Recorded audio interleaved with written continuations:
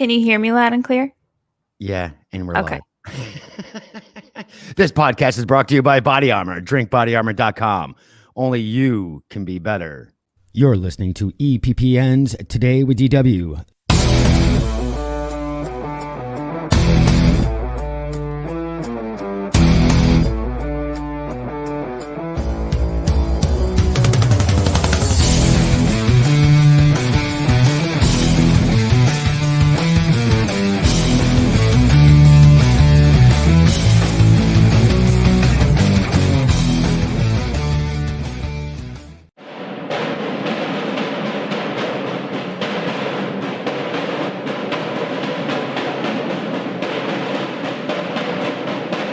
James Harden wouldn't go to the game wearing outdated fashion, so why would he choose an outdated sports drink? I wouldn't. He wouldn't. This is Body Armor. More natural, more electrolytes, better sports drink. Thanks, Gatorade. We'll take it from here.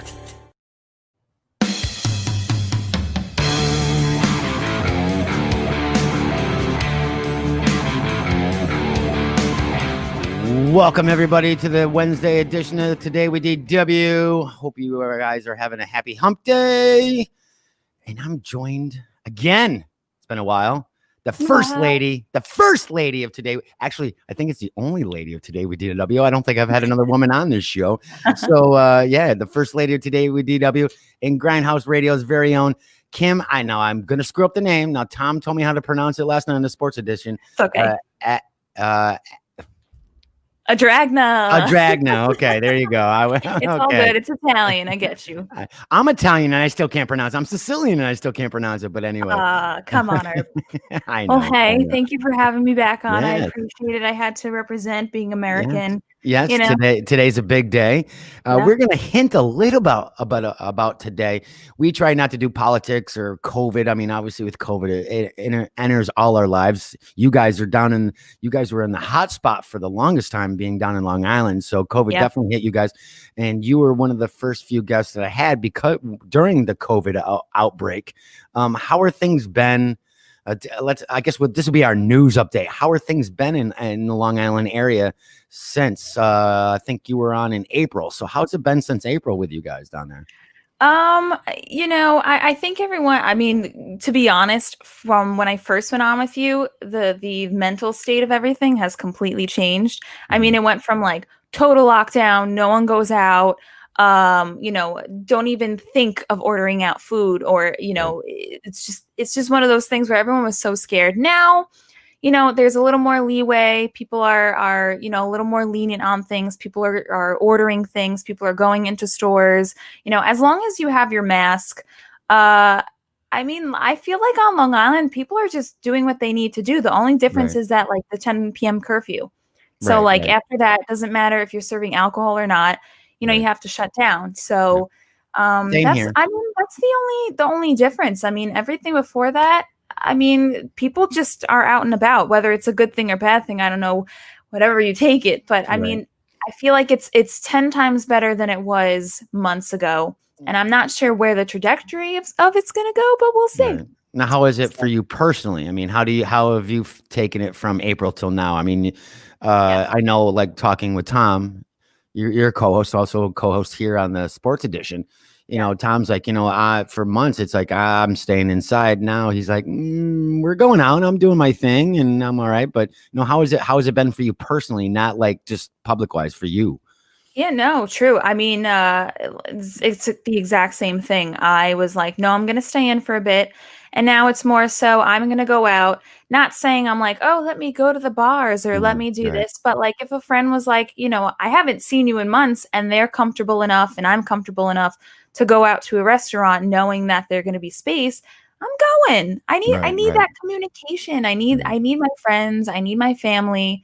I need to do that. So I've been going out and about, not like going crazy, but I've been going out and about. So I've been the same way. I mean, I'll go out to my local watering holes and whatnot, but I'm smart about it. I wear my mask. I mean, it's out of respect. They tell you have to wear a mask, so there's no, whether I like it or not, doesn't matter. These are the rules. And so I wear the mask and it's not like I need to socialize, but at the same time, I'm kind of different. Like I'll go out and maybe have lunch or dinner somewhere, and I might not talk to anybody, but I need the noise. I need the activity to go around, just to be more than being in the house and with my cat Gus and be like, okay, I think I've watched 6 hours of Netflix. I think I need to get out of the house since I've been doing this for days, kind of That thing. is all you need. What are you talking about? No, I'm joking. Rob, welcome.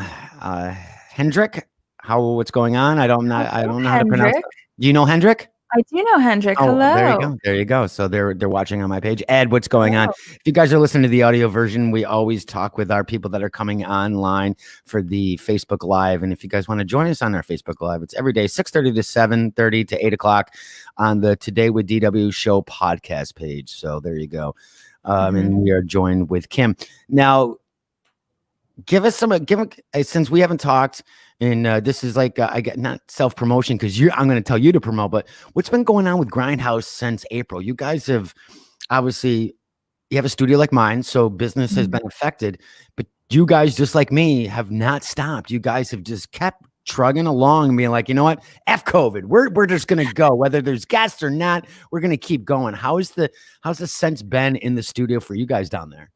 I mean, because we're the show, we're also a business. So in the end, we were like, well, we can't stop. I mean, in a way we were affected because, the normal people who we would reach out to, they're like, well, we're pausing everything right now. So that was the problem. Just like anyone out there, everything was paused. So, but for the most part, I mean, everything kind of still kept moving. I mean, we were able to get guests, luckily, which was great, because everyone's indoors and they want something to do. And I think it's a lot easier since I feel like social media has like skyrocketed in the last couple months. Like everyone signed on to every app that you could ever think of. Streaming has gone crazy. Streaming has absolutely gone crazy. Now there's a Discovery Plus. I had no idea. Like there's that now. So I'm like, okay, do I invest? But how many more streaming apps can we? So that's a good question. How many streaming apps do you pay for right now? Well, I am smart and I split it with people. Okay. So do I. So you're smart too. You have to split it with people. If you could have multiple accounts, versus like a Disney Plus. I think if you're going to do it, I think it's like 60 something a year. But if you have 4 accounts with people and you split it, that's not that bad. I mean, it does add up, but at least you're not paying the 60 something a year. At least maybe you'll be like 15 something a year. Right. But I mean, like the key is to split it with people. That's the key. So what I don't necessarily split. So I have Netflix. I share it with a friend who shares their Disney Plus with me. So they pay for the Disney Plus. I pay for the Netflix. I have Amazon Prime, which I pay for, and then I share that with somebody else. HBO Max. I have let's see, Netflix, Disney Plus, Hulu, HBO Max, and I got rid of the DC Universe. Okay. Because that's going to be HBO Max eventually anyway. So I got rid of that. And I have one more. Oh, I use Stars, but I only use Stars. Here's a tidbit for everybody. Most streaming services won't be doing the 7-day free trial anymore. Stars is one of those that you do still get it. So I get it for when American Gods come out. Wait for all the releases to come out. Do the 7-day trial. Binge it in 4 days. Take 3 days and then unsubscribe and then go back to it again. So strategic. Yeah, exactly. I think there's also for NBC. It's the Peacock. Yeah, the Peacock. Something like that. But I'm not a fan of NBC really. So. Okay. I haven't, I mean, I didn't sign up. The only reason I'd probably sign up is because of Parks and Rec, to be quite honest. There you go. You can get all those on Netflix. No, Parks and Rec's not on Netflix anymore. I know. Oh, no. I know. That's why I understand. I love that sound effect. That's literally what I'm feeling right now. That's why I would sign up for it. But how is HBO Max? Because the only thing that I watched with was Wonder Woman, the new one, 1984. HBO Max, considering I don't pay for it, I enjoy it because it's some of the movies, like I haven't seen the last couple Godzilla movies, which I really wanted to see. Okay. And I'm not in Lovecraft country. Amazing. It's about H.P. Lovecraft stories. You should watch that if you're into. They're not scary, but they're weird fantasy like. And H.P. Lovecraft is definitely big in horror, but Yeah. the storyline is amazing. I'm happy to have it for the fact of that with DC's Universe app, they're going to go away. The new Green Lantern's going to be coming on. They're moving into, Batman the Animated Series is going to get a sequel coming soon. There's going to be an HBO exclusive Ben Affleck or Michael Keaton, which is still in the rumor mill of a Batman series coming. So all the DC stuff is coming there. So that's why I got it. Other than that, I really don't watch it that much. I'm just like, all right, thanks. I have it. I'm not paying for it, but I can't wait for the new series to come out, the new shows to come on as far as DC is concerned. What's going on, John? How are you? Hey, John. Like I said, every now and then there's a random movie that pops up. Oh, wait a minute. I called this. Is it on HBO Max? Yes. Dark Materials. It was one of my hot picks 2 weeks ago on the Pop Culture Edition. It's based off of, do you remember watching the movie Golden Compass way back in the day? Oh, I think so. So I'm going to say yes. This is based off books, and it's better than a Golden Compass. Golden Compass is canon, but it's a sci-fi fantasy of two worlds: our real world that we live in now, with another world on the other side. And one girl is like the chosen one, and she can travel back and forth. There's witches and there's science and like, and there's like steampunk type feel, and it's sci-fi but fantasy. Like everybody has a demon, but they're daemons.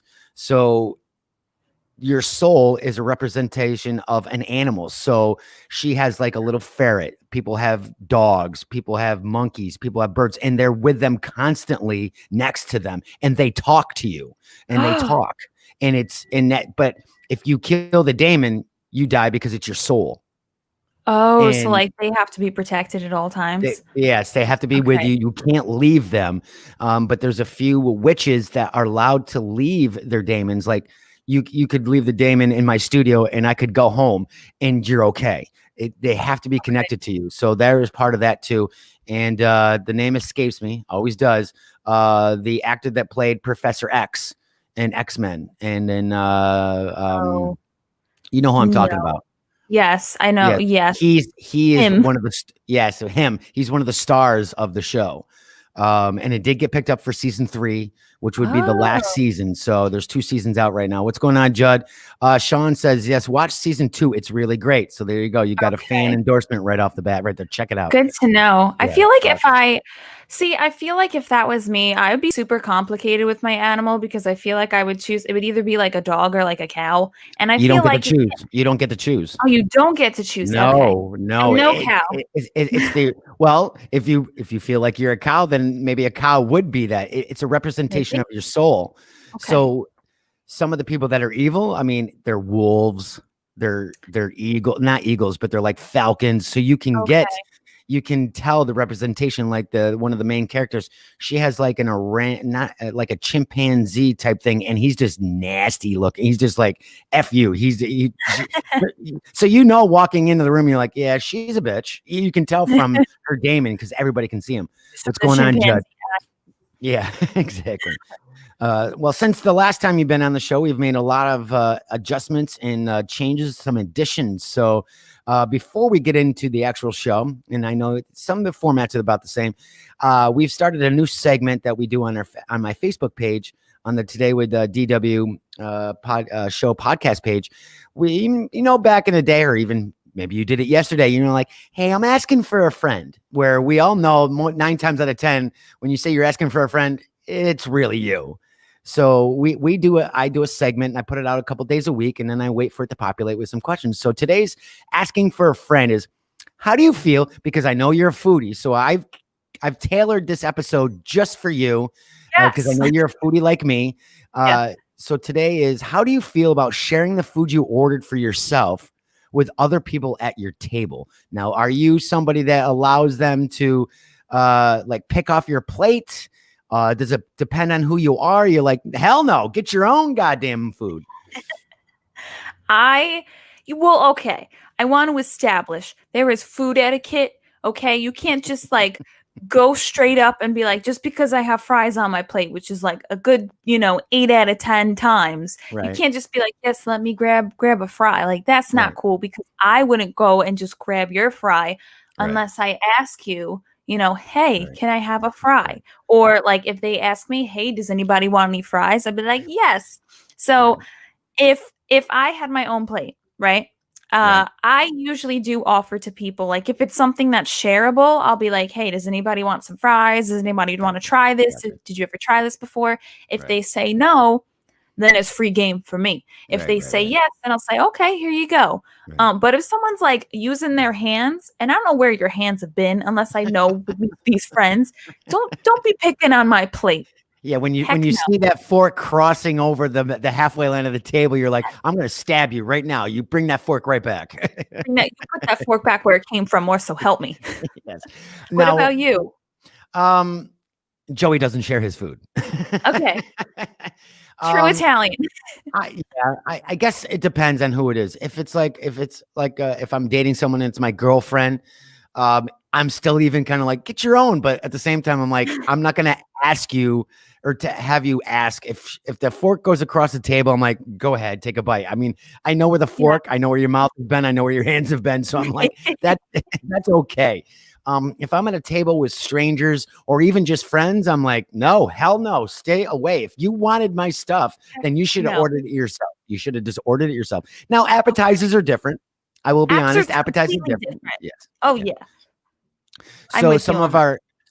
our listeners, Al was one of our listeners. He's a chef. He's like, big no, order your damn own dish. Ow. Kelly says, I love it. It feels what did she say? Feel it enhances my dining experience to be able to share, of course, with someone I know and not strangers.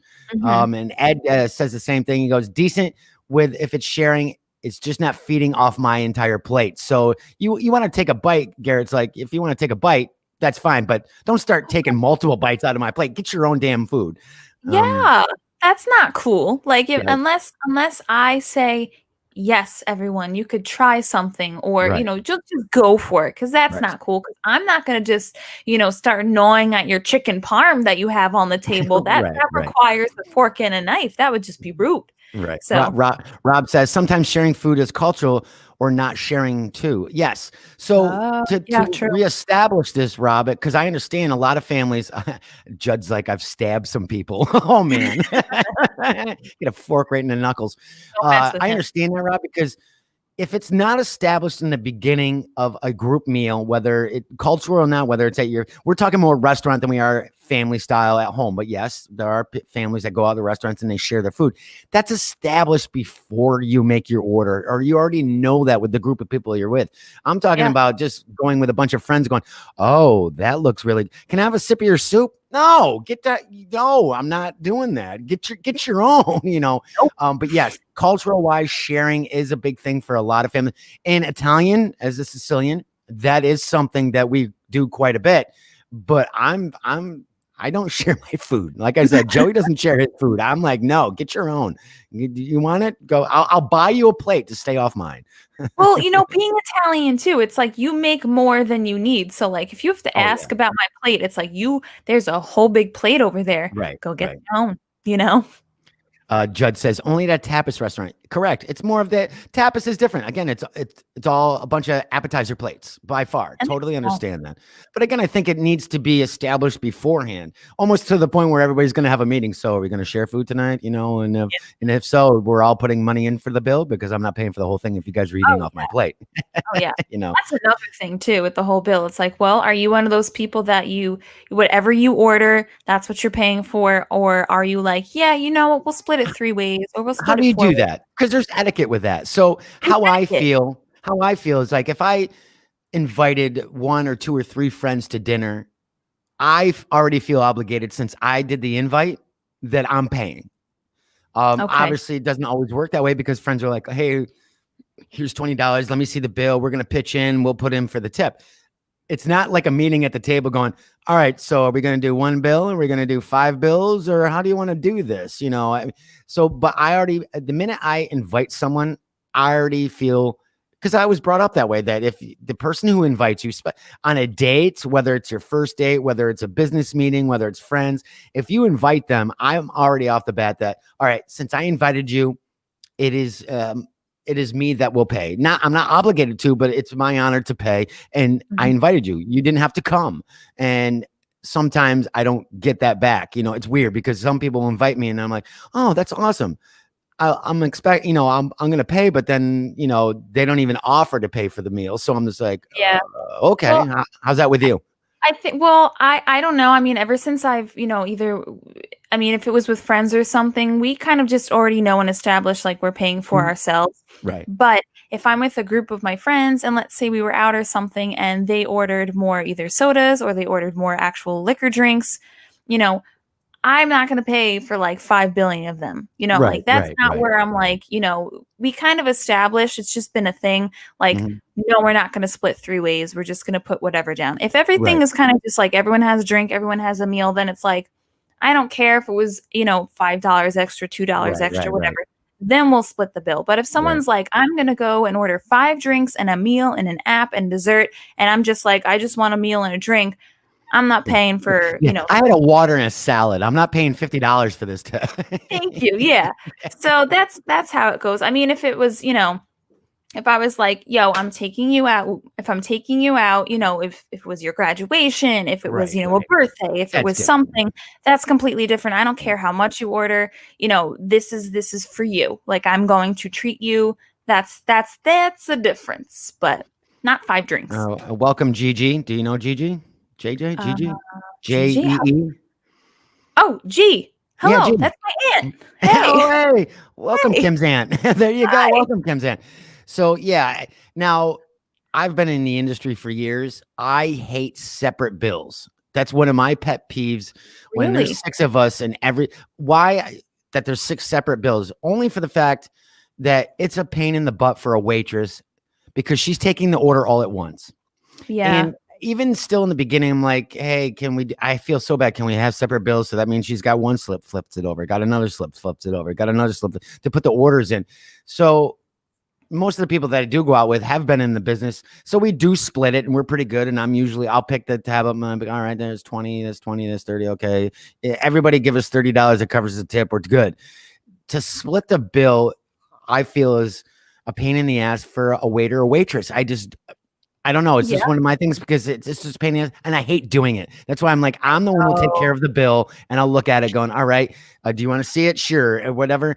But when somebody goes, yeah, can we have separate bills? I just want to punch them in the face. I'm like, do you know how much more work that is after they just put it all together? And the odds are sometimes they don't even get it right. Going, I didn't order that. That's over here. And then I don't know. I have a solution. Yeah. So if there's a lot of people, I mean, I am a fan of Venmo. I was originally not a fan of Venmo. If there's a lot of people and they order what they order, usually one of us will take the bill, we'll put on our credit card, but they'll look, we'll figure out what, tip is and whatnot. But, if they're $50, they're $20, they're whatever dollars, then they just Venmo you. Yeah. And that's funny. Sean just said that you don't have to split it anymore. One person pay it all and then the Apple or Venmo pay. Rob says, have you played credit card roulette with the bill before? Yes. And it's never fun because I end up the one with the bullet in the head. I've never done that. And I feel like with my luck, it's totally going to come to me. So I've never done that. Definitely. But that was today's Asking for a Friend.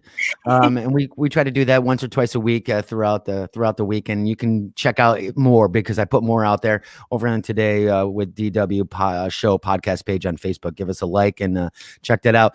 So let's get into today's show. On Today with DW, I am joined by Kim, the first lady of Taco Bell of Today with DW. I have Taco Bell. If I was the first lady of Taco Bell, I would be completely honored. Oh, I don't know about that. After today's news, you might not be.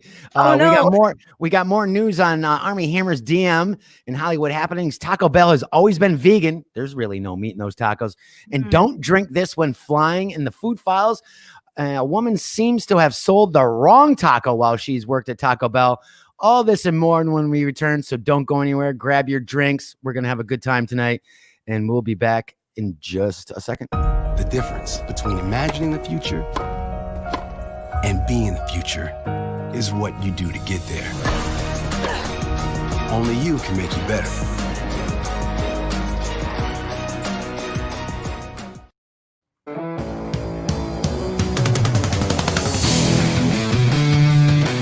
Welcome back, everybody, to the Wednesday night edition. It's Happy Hump Day, and I'm joined by Kim, and I'm not going to pronounce the last name again because I'm just going to screw it up. From Grindhouse Radio. If you missed the first part of the show, we were talking food. I guess it is food etiquette. I guess you're right. It is, and it's not just food, but ordering etiquette and dining out. So go back. You can replay that afterwards on the audio version of the show. But we're going to get right into today's show, and we always start off with a little bit of the more you know to make you guys a little bit smarter. Today's The More You Know is brought to you by the Shirt Factory. You're looking for some amazing gifts and some eclectic items. It's Christmas is over, but you can always give gifts. You can always give something to somebody. Check out shirtfactorygf.com. The shops that they have in there are amazing. There's a couple eateries, there's jewelry stores, there's crafts. It's just amazing stuff. They've been a supporter of ours for a long time. Check them out when you come. And if you're not even from upstate New York and you happen to travel through, it's always worth a visit. Check their hours and more, and you go over to shirtfactorygf.com. So let's get right into it. Kim, you ready? Are you ready to be smarted? I'm ready to be smarted. All right. I would like some more smarted. All right. 25 days until Valentine's Day. Are you a Valentine's Day girl, or do you not care? I like Valentine's Day. Okay. Yeah. Because I know some women are like, whatever, who cares? No, I'm a big holiday person. Doesn't matter. Okay. I like Valentine's Day. Yeah. Okay. All right. Awesome. There you go.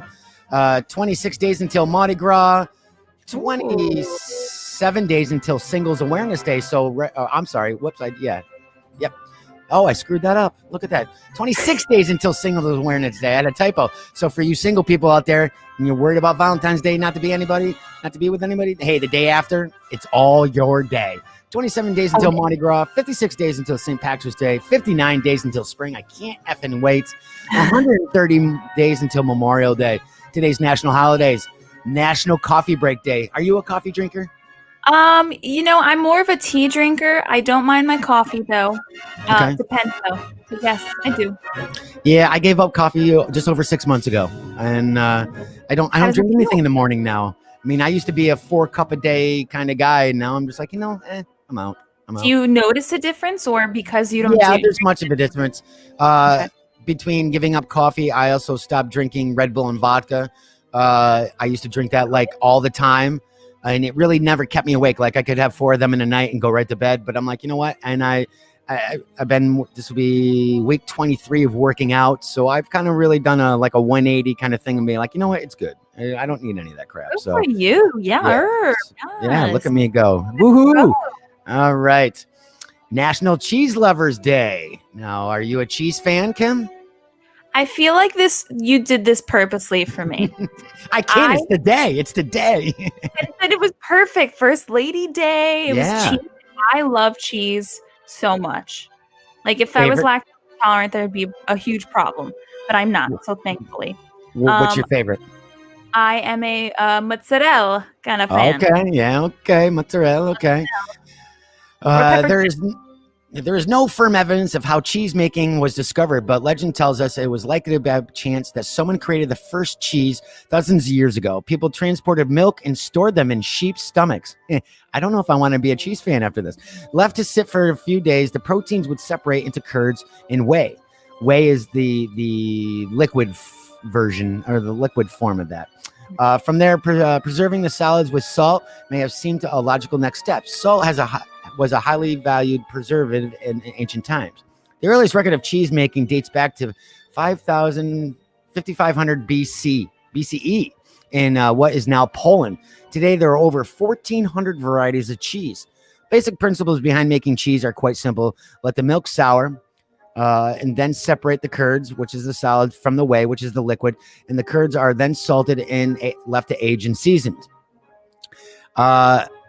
That description does not make it very tasty, but I'm a big cheese fan.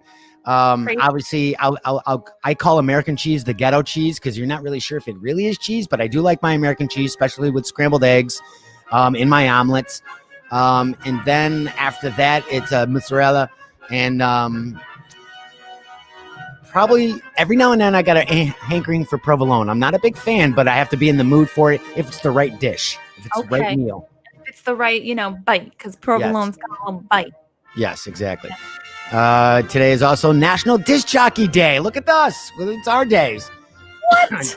A disc jockey or DJ, for short, is a person who plays recorded music either on the radio or at a club or an event. And you know what? You should have updated this information or a podcast, you jerks. Come on, give us some props. Come on. Excuse me. The first disc jockey was an experiment on the airwaves. In 1909, 16-year-old Ray Newby was a student under the supervision of Charles Doc Harold at the Harold College of Engineering and Wireless. He played the first records over the airwaves before the word disc jockey was even existed. What started as an experiment from the Garden City Bank building where the college was located in San Fernando, California, was soon being replicated by radio broadcasters across the country. Initially, Newby primarily broadcast his news, music, and entertainment live. It wasn't until 25 years later that the radio commentator Walter Winchell coined the term disc jockey. Today, contemporary DJs play music from vinyl to digital. Regardless of the medium, they use the term disc jockey. It still applies. Now, I will say I have my cousin Pete, who's been in the radio for 25, 35 years, and his co-host Dan Miner, actually the host Dan Miner, they don't like the word disc jockey. They are not disc jockeys. They feel disc jockeys are wedding entertainers, club and events. They are radio personalities. Yes.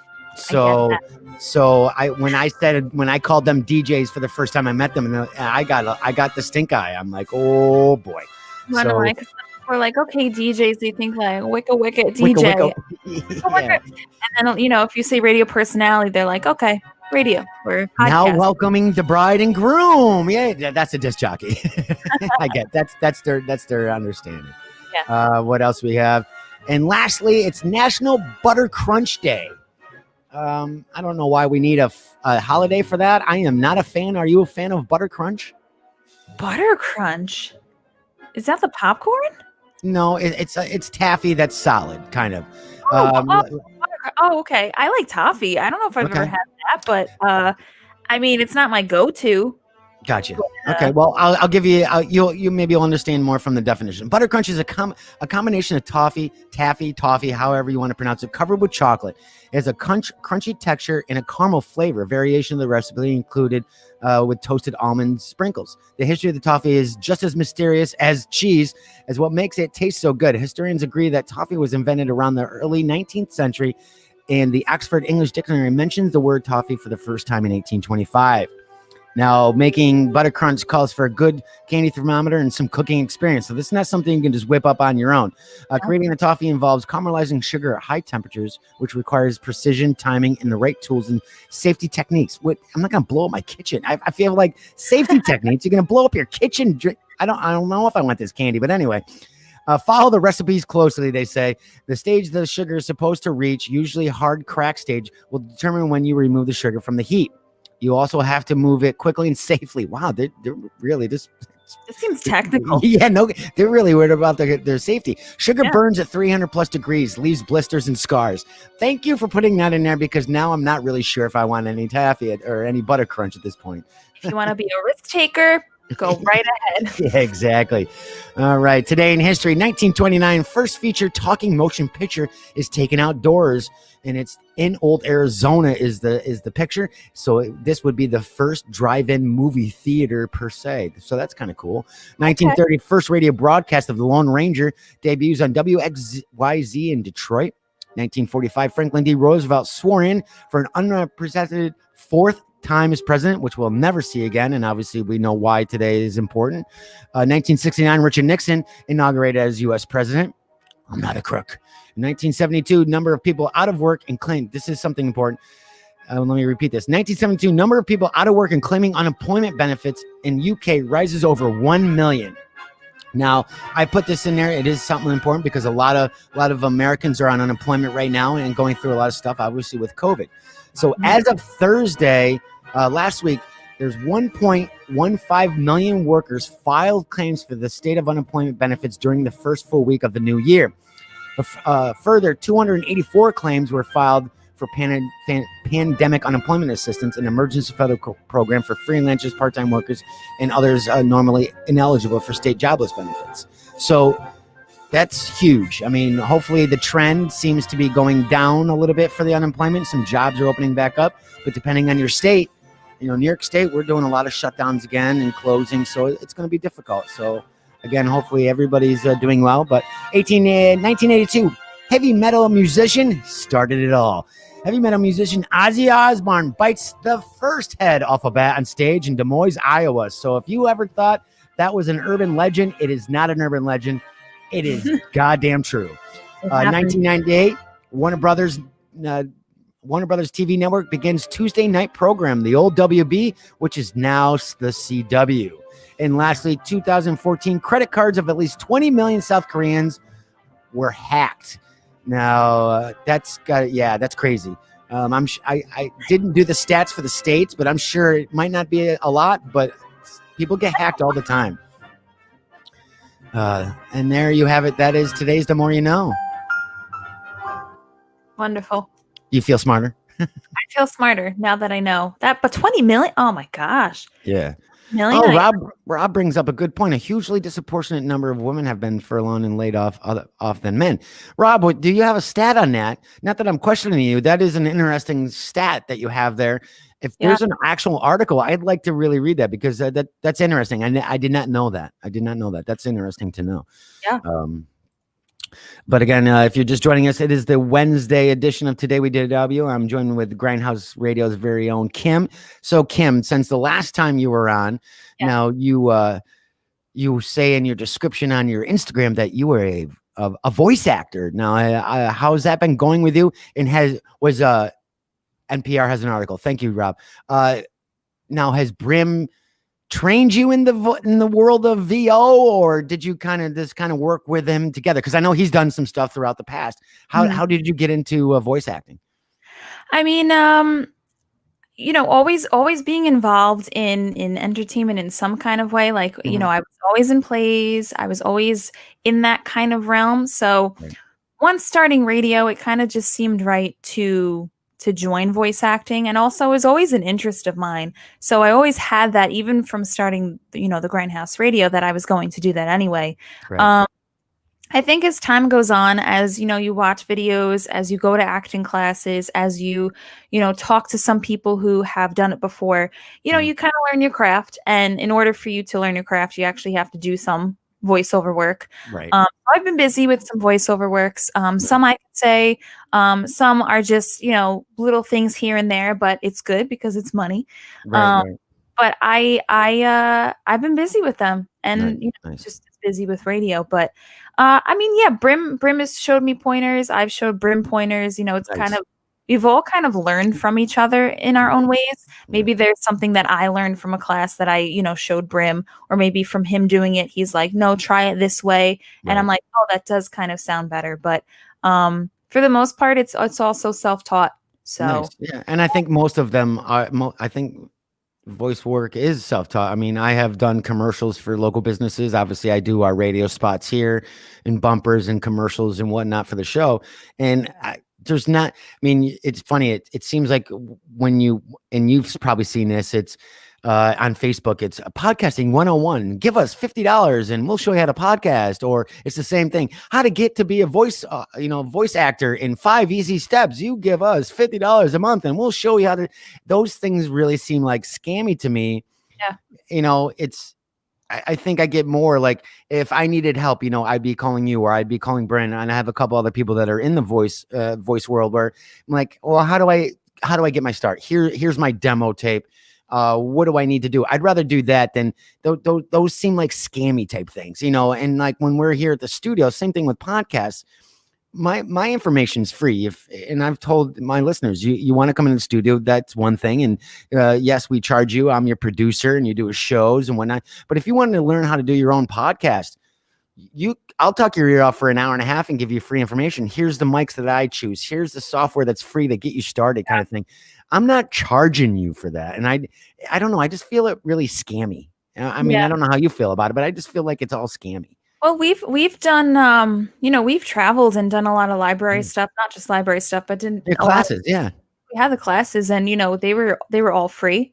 right. I mean, it is a weird balance between because it is finding the balance between, okay, Mhm. do you want to learn all the information that you know because it is valuable to market it and show people, or do you want to give them that free information and just let them do what they want to do? And Mhm. it's very, catch 22 because you can do that. You can make it as a business, or you just give people the information. Right. Um, but no, I mean, I mean, it is a business, but I've always felt that, give what, back. information, if I give you, and I Yeah. don't do it to get something back, but I'm like, what, what's a phone call? It's a free consult. I mean, if you're not going to come in the studio and rent the studio and you feel that you can do it on your own, then by all means, I'm going to give you the information that What how microphone? I used it, and how I went about it. I'm like, I mean, if you want to come in the studio, of course we charge, and this is what it is. I'm your producer. You don't have to worry about the gear. You bring the voice and the topic, and this is what we do. And I have a few of them in the studio that do that. But again, if you want to do it on your own, I'm not upset that you don't want to come in the studio. I'm more than happy to be like, really? You want to start podcasting? Well, what are you going to talk about? I'm like, oh yeah, let's do it, and get all excited. I'm like, well, this is what I use, and let's go to the Zoom, and you buy an H6 or NPR Pro, and no shameless plug here for the Zoom house, but I have no problem with that. I feel that businesses and people withholding information is kind of shady in a way. Are you concerned? Like, I'm not concerned that somebody wants to start a podcast is going to put me out of business for a network. There's enough to do it. There's enough for everybody around here. And I'm not one like that. I've done that even with website design, graphic design work, and even marketing. I mean, yes, I do get paid for marketing as as a consultant, but if you have a couple of questions, I have no problem giving people some answers and be like, yeah, give me, okay, you got a question about something, or their marketing department isn't doing something that they feel is correct. They've called me. I'm like, well, what do you think? Should we do this? I'm not going to charge you $20 an hour, or $35 an hour for that. It doesn't make any sense. Yeah.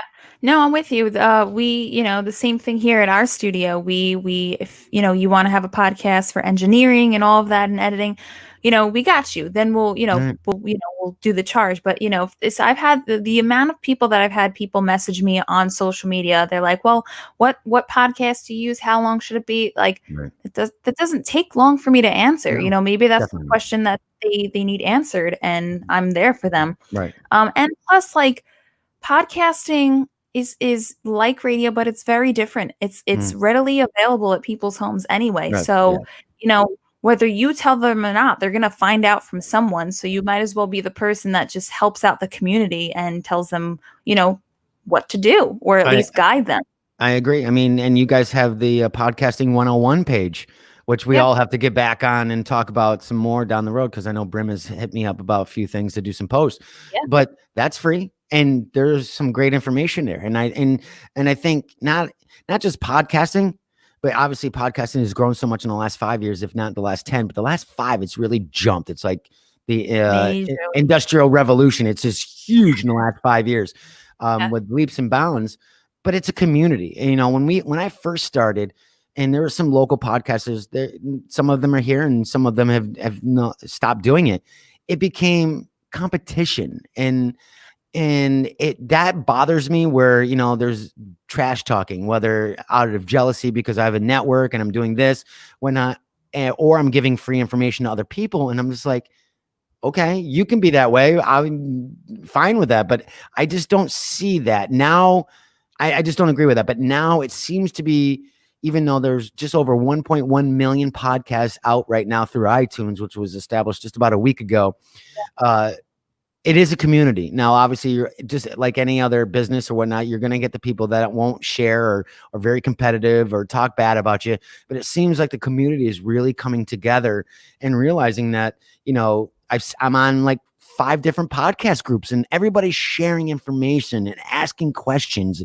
And I love that. And I think that's the biggest thing out of the last 5 years, where instead of being competitive and going, well, you do the same topic I do, I don't want to talk to you. That doesn't work that way. And they might like, oh, hey, could I have that guest? And I love that show. Could we share some things? Yeah. That's what I like to see. And I think that's what's going to make podcasting even stronger now than ever before. Yeah, no. And that's the same thing. It is a catch-22 too, because who doesn't want to be, one of the best podcast shows? Everyone wants to be one of the best podcast shows. And then of course on top of that they have, awards. I know for us on the show we're going a little bit bigger, and we're going a lot of podcast awards like the Webbies and whatnot. So yeah, there's that friendly competition. If it's friendly competition and you're just talking as if you were talking on your regular show, because that's not, regular people voting, it's just a panel of judges and they see what you like, then you can't argue with people if you win or not. But when podcasters, it's a community. I'm with you in terms of like, I don't like when people are confrontational. It's like, well, your show's different than mine. Love the difference. Exactly. You have your listeners, I have mine. Maybe they want to listen to yours. Maybe some listeners want to listen to my show.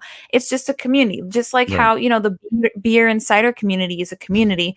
They're a nice community. So like podcasting. Well, I don't know, Kim. Beer and cider, those people are. Cider people are pretty hardcore, and beer people are pretty hardcore. That's a little tough. I don't know if I'd use that comparison. I'm kidding, but yes, I understand exactly what you mean. It is podcasting. It should be a community. It's not like regular radio where, you are competing for views. Everyone is going to have a little bit of competition. You can't say that no one's going to have that because you want to be the best podcast. But in the end, if there are, people that need help or guidance, then we're going to be those people. And both studios can do that. So, and Grindhouse has been on the network now for almost, wow. How long has the Grindhouse been on the radio? Almost. It's going to be 6 years in July. Yeah, it'll be okay. So so it's been pretty much when Fanboys Inc., the original network I had. So it's been 6 years you guys have been with the network on with me. Yeah. So and I've yet to be in your studio, and you guys have yet to be in mine. That's one of these days. It's got to happen. You are always more than welcome to come to the studio if you make that 4-hour drive. Well, Tom's gonna make it up here. We were supposed to have Tom up here last summer, and he was like, "I don't care, 4 hours. I'm there. We're going hiking. We're gonna do this." I'm like, "You need to get Brim and Kim. I don't, Steve too." And we'll put you up in hotels. We'll put you up in a hotel room. We got you covered, but it just because of COVID and everything, we just kind of like, we better not. So, well, what people don't know is when you asked me to come on the show on Wednesday, I literally thought that you were like, yes, come up to the show in studio. And I was fully prepared. I was like, oh, okay, this is fun. Like going back in a studio, saying hello to you again. And also I like road. But then you're like, no. This is just you in the comfort of your own home. And I'm in the studio. I was like, I expect you to drive 4 hours. I mean, I don't know what happened to my brain, to be quite honest, but I was fully prepared. But look at us now. That's right. Exactly. Thank God for StreamYard. Visit StreamYard.com for all your streaming needs. The guys have doing some amazing things. The platform is definitely elevated since I started using it in March 13th. And you can start it free. So go over to StreamYard.com and check them out. So we're going to get right into our next segment. This is one of our newest segments, and it's called The Strange Files. Ooh. How come it's not? There we go. So these are all kind of strange things I find throughout the internet. Houston woman Alexis Sharkey was strangled, officials say. She is a Instagram influencer, and situations have gotten pretty bad with her. She was murdered in December, but this is the weird thing about what's going on right now. Medical examiner determination comes more than 7 weeks after Alexis' death. A Texas-based social media influencer who was found dead shortly after Thanksgiving along a Houston roadway was strangled to death. And this has just been confirmed. It took 7 weeks for them to realize that she was strangled, which is kind of awkward. Alexis Sharkey's naked corpse was found around 8:30 a.m. on November 28th near Red Haw Lane, officials said. By city public works employee reported seeing feet in some of the bushes along the street, according to his report. Oh, no. More than 7 weeks since the gruesome discovery, a spokeswoman from the Harris County Institute of Forensic Science told Fox News the 26-year-old's death was deemed homicide. Now, ABC 13, which is their local channel, had been receiving several messages from concerned friends and viewers about Sharkey, who family members say went missing on Friday, November 27th. On Monday, or on the morning of Saturday, November 28th, a city Houston Public Works employee driving in the 1000 block of Red House saw feet in the bushes and obviously reported it.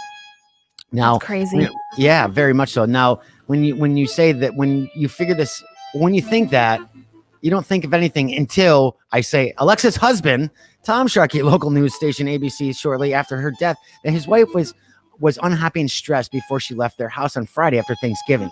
Obviously, her body was found the next day. He denied that he and his wife were in the process, of course he did, of filing for a divorce, and told the news station he and Alexis didn't fight when she left. Police have not identified any suspects at this time and have not announced any updates in the case since December. The Daily Beast recorded that Alexis Sharkey's friends reported the young woman wanted to file divorce. Here we go.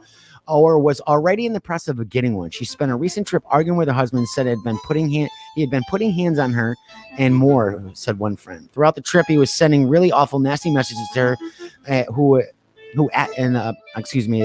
was said by a friend who asked to be renamed Jesus. I'm having tongue-tied times. Rename anonymous. But one night when she and I were talking alone, she said, he strangles me and chokes me out, and I black out and wake up on the bathroom floor every single time. Sharkey, who boasted a large following on social media, was 72.9 thousand followers, and her husband moved to Northwest Houston at the beginning of the year following their wedding. Her mother, Stacey Rubel, previously told Fox News, something shady is going on, and I don't believe her husband.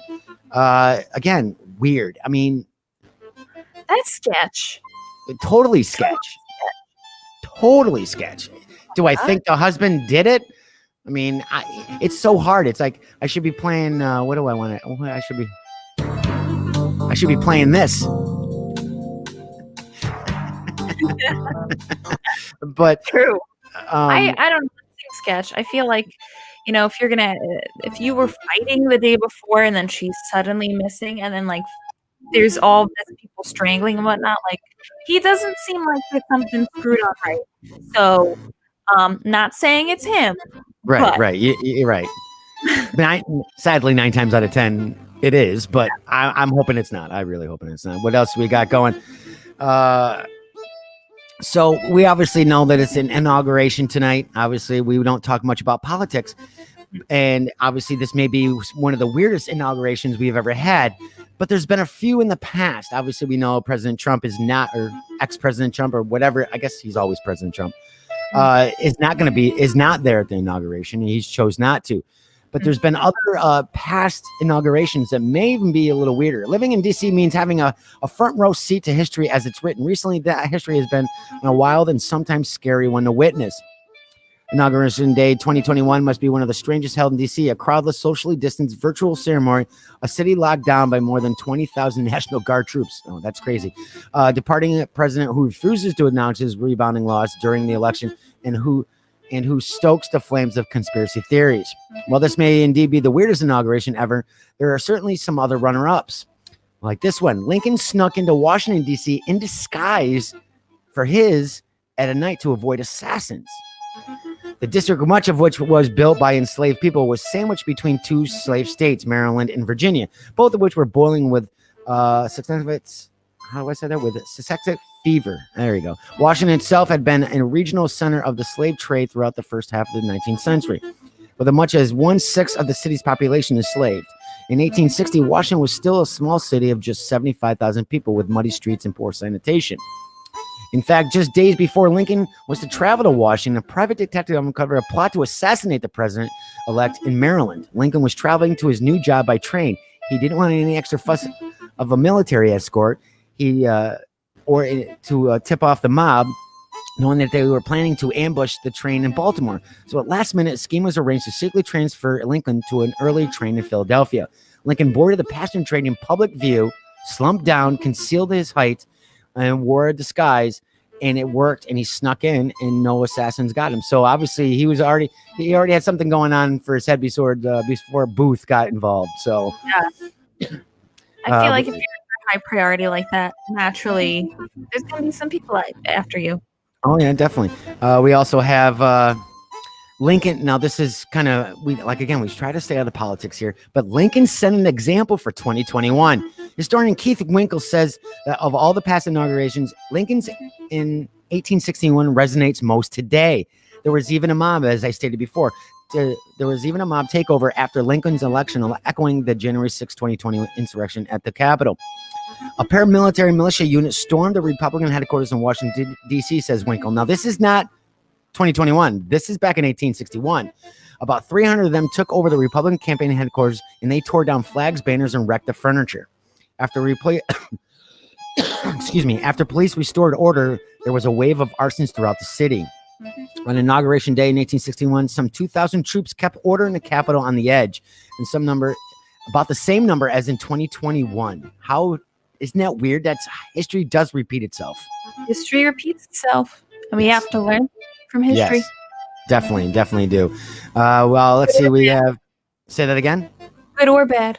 Yes. And lastly, we have president who created the EPA cause a pigeon massacre along his parade route. Now, this is awkward. Not that he was already not in the news. Richard Nixon, I'm not a crook, will be better remembered for other offenses. Of course he will. But his second term did start out inauspiciously with the death of about a dozen pigeons along the inaugural parade route. Nixon was keen to have a bird poop free parade. Let me say that again. Bird poop free parade. So at his request, the inaugural committee spent roughly $13,000 on a product called Roost No More, containing chemicals that they don't say. The chemical polybutane. It sounds specifically like the high-tight sticky glue dreamed up by children's author Robin. Yes, it is a sticky glue. Roost No More is just sticky enough that makes it unpleasant for birds to land on. But if overused, as it was in January in 1973, the product can coat birds' feathers in preventing flight. Nixon had created the Environmental Protection Agency 3 years earlier in 1970 as a concern was growing over contamination of the nation's air and water by pesticides and other chemicals. Apparently, Nixon's concern about the environment didn't extend to the humble, ambiguous, avid urban dweller, the pigeon. Yeah, really? Wow. Oh my God, okay. So many pigeon poop. So many pigeons dying, 12 of them. Though. Yeah. I guess it doesn't pay to be dressed as a cop. Man posing as cop busted for stealing donut from Utah 7-Eleven. Now, this the title alone, really, donuts and cops. You can't make this shit up. You just can't. A Utah man wanted for a string of crimes was arrested after stealing a donut. And let me rephrase that for you. Hold on a second. It was one donut. If you're going to dress as an officer, why do you steal just one donut? Anyway. Yeah, you need to get multiple donuts. Yeah, get a dozen. What are you talking about? One. And is that penny larceny? I would assume so. It's one donut. I don't understand. But anyway, from a 7-Eleven while dressed as a cop. You can't make this shit up.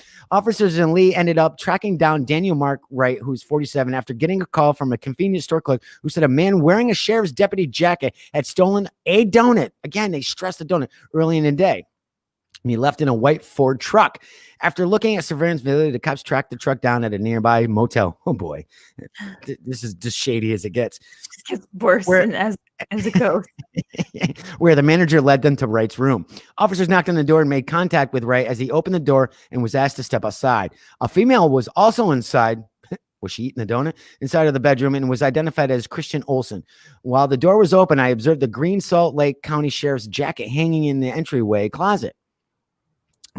Police reported. Wright admitted he had been at the 7-Eleven but refused to answer any questions because he probably ate the end of evidence, but which officers determined was the truck was stolen as well.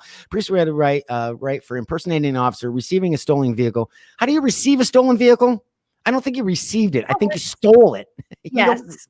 You don't receive it. Who writes your car? Who rewrites this stuff? The pair claimed that they received the car from, here you go. They received the car from Alberto Ozeta, who was arrested over the weekend after a 60-mile pursuit across several counties in Utah. So he gave it to them to get rid of the evidence. Like, here's this truck I have. Here you go. Have fun. I'm free and clear. Wow. People, man. It's stupid criminals. Investigators allege the trio is involved in extensive crime activity, including vehicle burglary and vehicle theft. The arrest report also states Wright, Olson, and Zell are under investigation in federal racketeering probe. Zero was wanted for killing a pedestrian in a hit and run early in January. He was busted after leading cops on a high-speed pursuit and then trying to hide in a pile of manure. You can't make this crap up. Hiding in a pile of manure after his car got stuck. I guess if you do hide in a pile of manure, the drug dogs can't smell you, right? I guess that's kind of smart. Yes, so. I mean, I don't think anybody wants to smell you after that. I don't think he cares at that point. He's on the run. He doesn't care. Ew, that's nasty. One, where's there a big pile of manure? Like, Yeah. I'm confused. Like, where? That's I don't know. I agree with you. I'm like, really? There's just random piles of shit that and how big is this that you did kind of, it must have been a huge pile to hide in that. It had to be. Like, I'm thinking like, when you rake leaves, right? And sometimes if, upstate, you have the big pile. That's the visual I had. So I want to know how just a mound. Well, obviously it wasn't big enough because they found him. I can imagine it was like 4 turds and he tried to curl around them and hide under that. A couple cow patties on his face. You can't see me. I'm not here. I'm not touching you. You can't see me.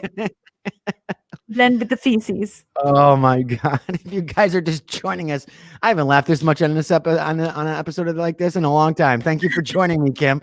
Oh my God. Yeah, there's got to be a meme out there about cow. Oh, I gotta come up with something. It's messed up. No pun. It's messed up. All right. It's got to be by a farm. Obviously, there was no farm in the article. Yeah.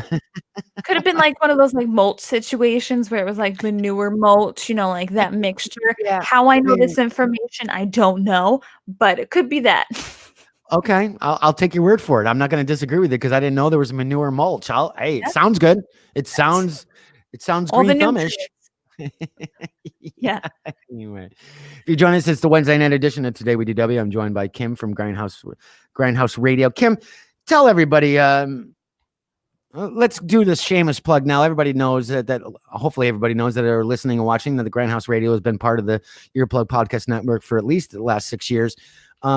And we kind of hinted a little bit, but tell everybody if they haven't listened to your show, which I love my new sound effect, which by the way, you should be listening to Grindhouse Radio every week. They come out on Thursdays and again, syndicated on Sundays right here on the Earplug Podcast Network. But give them a little bit of a background, what the show's about, what you guys do, who are your other co-hosts and whatnot. Yeah, so I am one of the hosts of the Grindhouse Radio. It's a pop culture show, 7 p.m. Eastern Standard Time. And, we basically talk about pop culture. It could be TV, movies, film. We have a celebrity guest that comes on every single week. I think February 1st or the first week of February, that I don't know the date, but the first Thursday, we're going to have a Star Wars guest come on. Yes. There's going to be a big Star Wars guest coming on. Can you tell me offline? Well, it's also on our website, so. I gotta go. Oh boy. Great Park. Darth You're getting R2D2? Oh my God. Can I come? I want to come. Or is it CP3O? Great Park, Darth Maul coming on. It's Grogu. It's Grogu, isn't it? It's the child. But yeah, no, we do that. It's, we do that every week. I also have a Disney podcast, theme park podcast, every Monday, 7 p.m. Eastern Standard Time. Same, you can listen to us there. That's with you and Tom, right? That's with me and Tom. And, like you said before, Brim's on it. Tom Greer's on it. Steven Zambito, me, Kim Adragna, we're on the show. But just me and Tom are on the Magic Kim Tom. And you could follow us on social media at the Grindhouse Radio. And you could follow me personally at Kim Adragna. So I people have asked me this question and I've kind of avoided it, but I'm going to put you on the spot because I know why you wouldn't answer this. Who would you say is your favorite guest that you've had on Grindhouse? Oh, don't do that to me. I'm gonna, because it's been done to me so many times. Oh my God. My favorite. It is fun to have the opportunity to have a lot of cool people on the show. To one, have met them, maybe not have, met some people, but the coolest would probably be so many. Maybe Charles Martinet. I'm going to say Charles Martinet. He's the voice of Mario and Luigi for Nintendo. Yes. Because he is so positive. He's just a really good guy. There's nothing more to say that he's He just a spent really time good in guy. Lake George too. What? He spent time in Lake George too. Did he? Yes. What? Yes, you talked about it on your Instagram page with him or on Facebook months and months ago. He was spending time up in Lake George for a weekend, and you're like, "Oh, I need to get to Lake George." That's how the conversation started. True, Come because on. I was in Lake Placid. He was Yeah, in I Lake know. George. You drove right Okay. by the studio, didn't bother to stop and say hi. I get it. Everybody seems to drive right by me. It's okay. I get it. Hey, listen, I told you I was prepared to come today. I know you were. So, I know you were. But I know. I'm gonna say Charles, but I mean Mm-hmm. there's too many people that I really have enjoyed coming on the show just because you see them in different lights. Like a lot of people see them as like celebrities, but in the end, they're just living quarantine life too. They're just figuring out what's going on. But I'm gonna say Charles.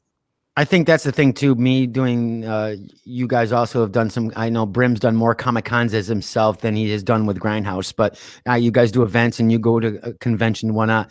Through my last since 2012, I obviously starting out green, I was starstruck. I mean, when for the first time I saw Brian O'Halloran, I mean, he's gonna be like, "Why are you starstruck over me?" Now we're good friends. I'm like, "Oh my god, he's not supposed to be here today," which he probably doesn't want to hear ever again. But I'm like, I was like, when I tried to interview him, and now it's like, "Yo, Brian, what's up? Hey, you want to come on the show?" So now it's seeing them in a different light, like, and now I don't necessarily get starstruck. I think the last time that I really was Robert Patrick that I got to moderate a panel with him. He's T-1000 from Terminator. And I was starstruck because I never met him. And literally we were 3 seconds in the green room. He shakes my hand. He's like, "Let's do this." And we walk out on stage and I'm just like, crap. I got no preparation. Everything's out the window. But then I went back to O'Halloran, and then Brian's like, "Have you met Robert?" I go, "Yeah, I did a panel, but I really didn't get to talk with him. But it was a panel." So he walked right over, and it seemed right then it was all gone. It was like I was calm. He was really done. Like you said, they're going through COVID. They eat and drink just like we do. It's just all good. It's just cool, So people, and I think what you guys do and what we do when we're on the road, giving those people that other insight. I mean, granted, panels are one thing because it's Q&A questions, and they always get the same questions from the audience. But what I try to do, and the same thing with my show, is I don't necessarily prepare for my guests. Yes, I know what Robert Patrick does. I know what his past was, whatever. I have 2 questions. Other than that, I don't have a cue card. I don't have anything down there. Same thing with Brian, or even with Brim, anybody that's come on, John Davey, who's an actor for Doctor Who. And my 2 questions. And then I just let the conversation organically go, and wherever it goes, it goes. Now, sometimes it can go really, really great. And sometimes it can go like, it could go, crickets. Yeah, exactly. So, like you're trying to pull out. And that's the chance that I take, because I feel being prepared, and you as a co-host and also an interviewer and talking with guests. And I think all of you guys feel the same way too. It's the same questions over and over. When somebody's got a press release or they're doing a press junket and they're promoting their TV show or their food or whatever, and they make the rounds, they're getting the same questions 7 times a day. I just feel it's more energizing and more fun for them. Like, "Well, where'd you grow up? What kind of crap did you get involved when you were a kid? Tell me some of the dumbest stuff you've done in school," instead of, we'll talk about your movie, but let's hear about your career. When did you start acting? And when they've answered these questions over and over and over. So I feel a more organic or more relaxed atmosphere makes a guest more open. As you said, you get the other side of them. Yeah, no, 100%. I mean, like it's the same exact thing. Like when we have our show, we may have like a couple questions here or there because we know ahead of time that they're coming on. But for the most part, we kind of just let it flow. Mm-hmm. And, a lot of people are happy they're like, "Wow, this was a really good show. Like, this is a good episode. Can I come back on if I ever need to promote something?" Right. Because they know we'll promote about it, but we're just going to talk. We're just going to, anything that comes to our mind, we're just going to let it flow. And I think that's why it works out for both of our shows. But, I agree. And I think that they're entertaining. I mean, you've been on the show before. I mean, Tom's on it all the time, but he's actually, he's a co-host as well. I just feel it's got to break up their day going, oh man, because you can just imagine where people will say yes to me.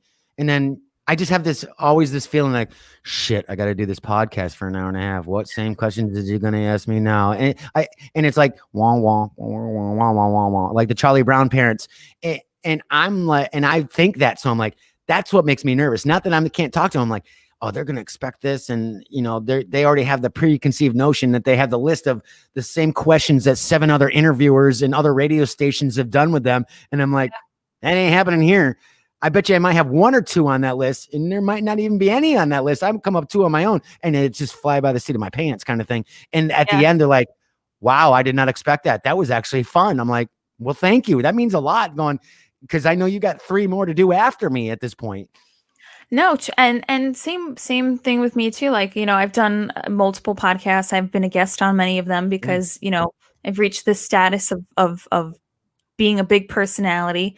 And you could tell the difference between some that are like they have the questions ready to go, and then some are just like, oh, let's just see what happens. And like, could be the same vibe, not be the same vibe, but at the same time, like when you just talk and just let it flow, it just creates a fun atmosphere. By far. I think I got that method really from Mark Maron, and Mark's even said he had the one that strikes me as funny is Robert Kirkman was on. This was a few years ago, and Rob said, he goes, I didn't even want to come on your show.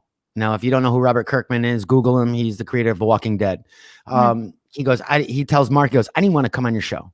My publicist said that I got to come on, and I'm just going to get the standard questions. And he goes, what did he say? He goes, I'm sure it's all going to be Walking Dead. And Mark goes, I've watched 2 episodes. I really don't care. And that right there. And that's what Rob loved. Rob's like, oh, because he started asking him other really great questions as being a creator. Obviously, he hit on the Marvel comics and his career in the beginning, where his parents came from, what he did as a kid. They very rarely touched. And Rob's like, I was supposed to be here to promote Walking Dead, but he goes, you know what? I don't have to. I had a great time. And that episode always sticks in the back of my brain going, that's what it is. Yes, if you have something, we'll definitely promote whatever you want. But I always feel every guest feels that way coming on going, oh, crap, now I got to do this. But then, going back to Robert Kirkman and thinking how shocked he was and how surprised he was, that just, I don't know. That's what now I purposely don't prepare anymore. It's like, this is it. Yeah, 1,000%. Yeah. So anyway, but yeah, if you guys haven't, I don't know if the Robert Kirkman episode is still up for Maron. We try not to give free plugs here. Oh, fuck it. It's Mark Maron. He doesn't even need a free plug for me. It's Mark Maron. Jesus. He doesn't even know who I am. There's another question before we get into our food files. What guest out of anybody that you in the world, who would be your guest that you want more than anything? Who would be the one that you're like, oh my God, I'd have a guestgasm and have the best guest. That's the one I want. Okay. Can I pick 3? Or do I need 1? All right. Okay. Obviously the 3 are tough. And by the way, hashtag guestgasm, copyright, hashtag guestgasm. I just made that up. Just made it up. It would be between Betty White. I know. Betty White. That dirty bird. She would be so much fun on a podcast. On radio, there's FCC. What's that? She's 99 now. I am fearing for that. 2 days ago was her birthday. Yeah. Crazy. So Betty White, I've met Gal Gadot before, so she was really cool, but I would love to talk to her more. And then people probably won't care about this one, but I'm a T Swift fan, so Taylor Swift. So yeah, those 3. Right, but if I had to pick number 1, it would probably be like a Betty White because she would be awesome. You couldn't get her off the mic, I bet. And since there's no FCC, I know she throws that F-bomb around like it's nothing. I know she does. And you know what? She can because she's Betty White. She's Betty White. I can't. Yeah. Goes out. She's awesome. Betty. I didn't even think of Betty White, but she'd be in my top 5 for sure. I'd be like, oh, I don't even at that point. I don't even know if I could. I would be starstruck. I don't even know if I'd be like, oh my God, Golden Girls. Yeah. Rose. Oh my God. I love her. For me, it would be Mark Maron would be probably my first, only for the fact he obviously inspired me to, obviously Kevin Smith inspired me to podcast since 2012, but Mark is pretty truthful. He knows that in his past he was a jerk and an asshole and really burned some bridges, but he turned himself around and he's honest. I love the intros of his show where he's literally just talking about his cats, and honestly, he's like, if you don't care, I don't care. This is me. This is my life. This is what I'm doing. And then his guest interviews, they're not formatted, but they're the same, where your parents come in, but he gets into some of the deeper questions as the episode goes in. So yeah, Mark Maron, crap. Who else would I see? I can only think of one right off the bat, Mark Maron, but I've had so many good ones already. So it's kind of tough between my panels. Like Lou Ferrigno was one of my guests, or one of the ones I went on my show. But I got to interview him or moderate his panel 2 years ago at Rhode Island Comic Con. So that was, so my travels of a lot. Chris Pratt would be cool. Robert Downey Jr.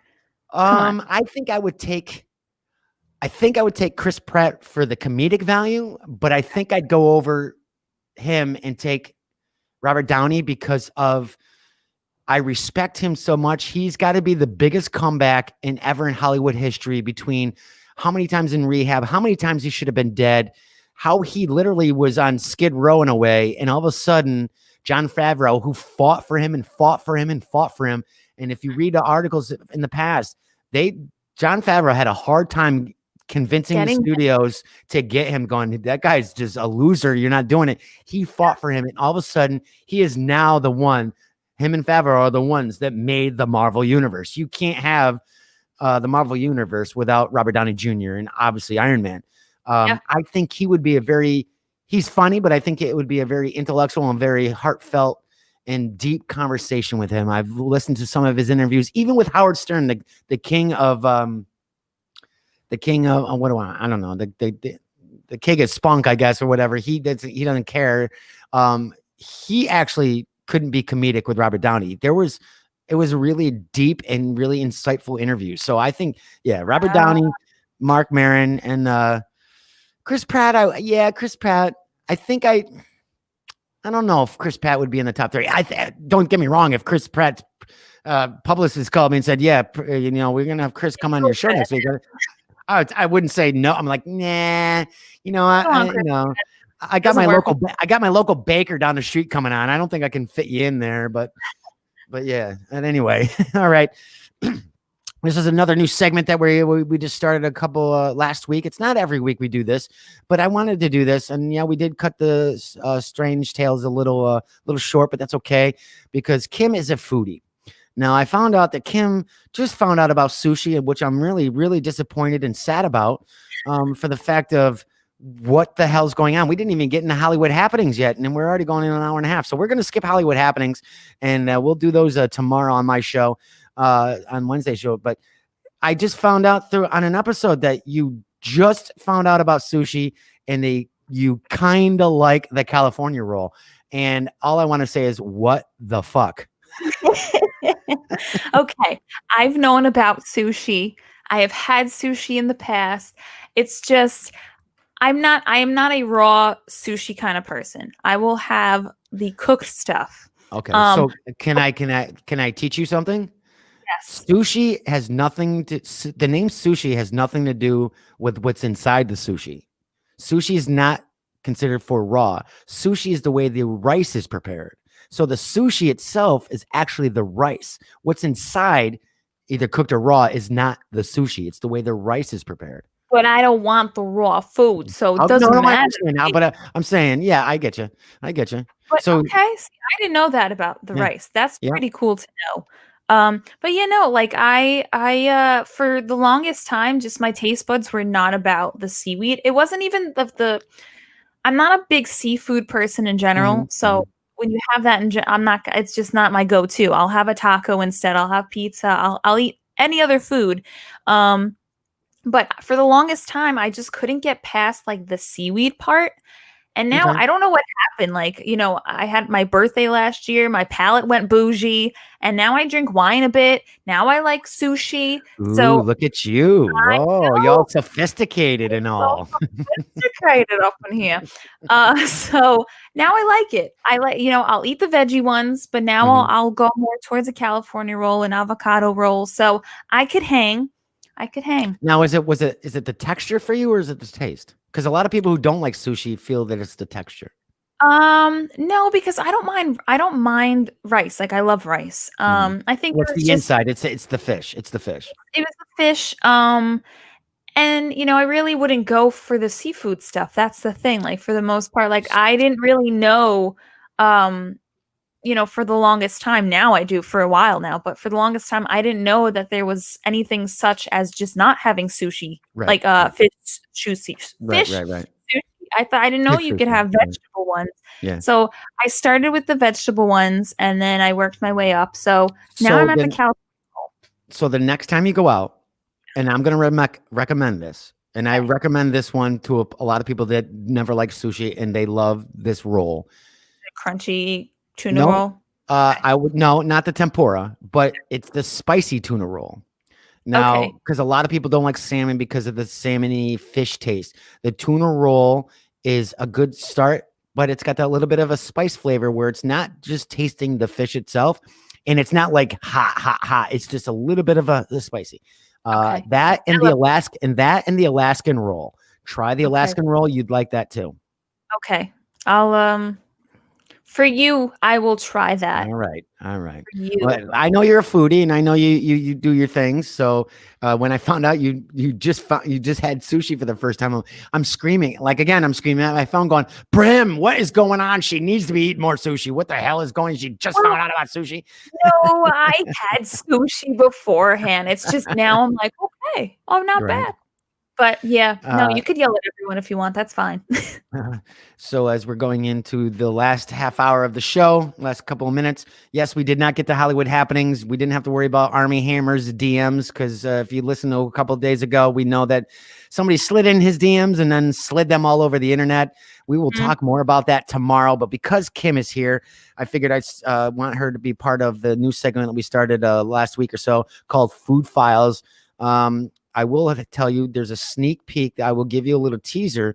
We are upgrading the show segments each segment we do we're trying to do some bumpers and music. I am working with international voice actor Dan Hurst, who will start doing our bumpers. He'll be doing the Strange Files. He's going to be doing the Food Files.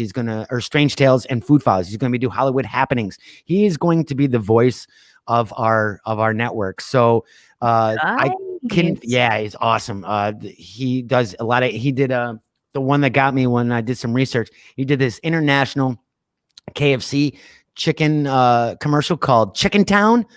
It was awesome. And it's creepy, but you get the goosebumps at the same time when you watch the commercial. So we've been talking about a week or so. Oh, look at that. Rob, thank you. Rob's like, I'm proud of you educating about sushi. Awesome. Rob's a foodie as well. An amazing cook. Love it, Rob. Amazing cook. You should have, Rob, you should have I know you have a public or personal page, but you should have a business page because I post photos of my food. Kim C knows, but you post videos of him cooking. It's awesome. But anyway, let's get into it. I don't have why I said that about Dan Hurst. And again, I'm so honored for him coming on. Check him out at danhurst.com. Just to level up the show. So we were trying to figure out music. I'm trying to figure out music for the Food Files. First, it was kind of the X-Files themed, but then we changed it over to Strange Files. So I don't really have one. So we're just gonna kind of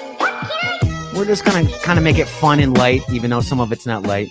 Every time I play this, I feel like it's Casey Neistat. But anyway, I like the beat. It's great. Yes, good. All right. Flight attendant shares drink you should never, ever consume on a plane. Kim, before I get into this, do you know what you think she's going to say? Drinks to never consume? Yes.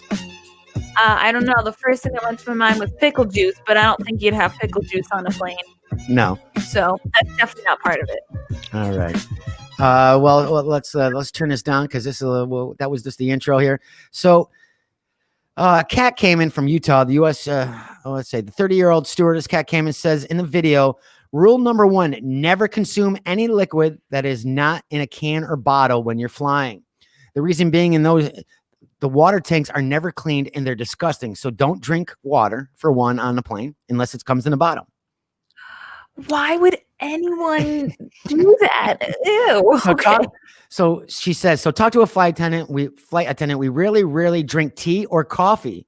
They come in the same water tank. And then when you're drinking that coffee and tea, it comes from the hot water and is absolutely disgusting. So she then shows what the coffee makers look like. And you can see this on her video. It's already on YouTube. It's gone viral. She probably lost her job. Who knows? Probably. She then shows what the coffee makers look like and says the parts of the machine won't be cleaned unless they are broken. The whole machine is never cleaned in there by the lavatories. Oh boy, that's pretty bad. Cat then gives tips. Yes. Kat then gives tips to new mothers who need to make formulas on board and suggests them to ask for bottled water and a cup of hot water on the side. She says it's better to make the milk with the cold water and warm it up, placing the water bottle in the cup and hot water. While some viewers found these tips useful, others said she should have reported the matter to the company and asked for a deep cleaning of the water tanks. One also said, being that they are the ones who pass it out to passengers, they should be bringing it up at the meeting, no matter how hard it is.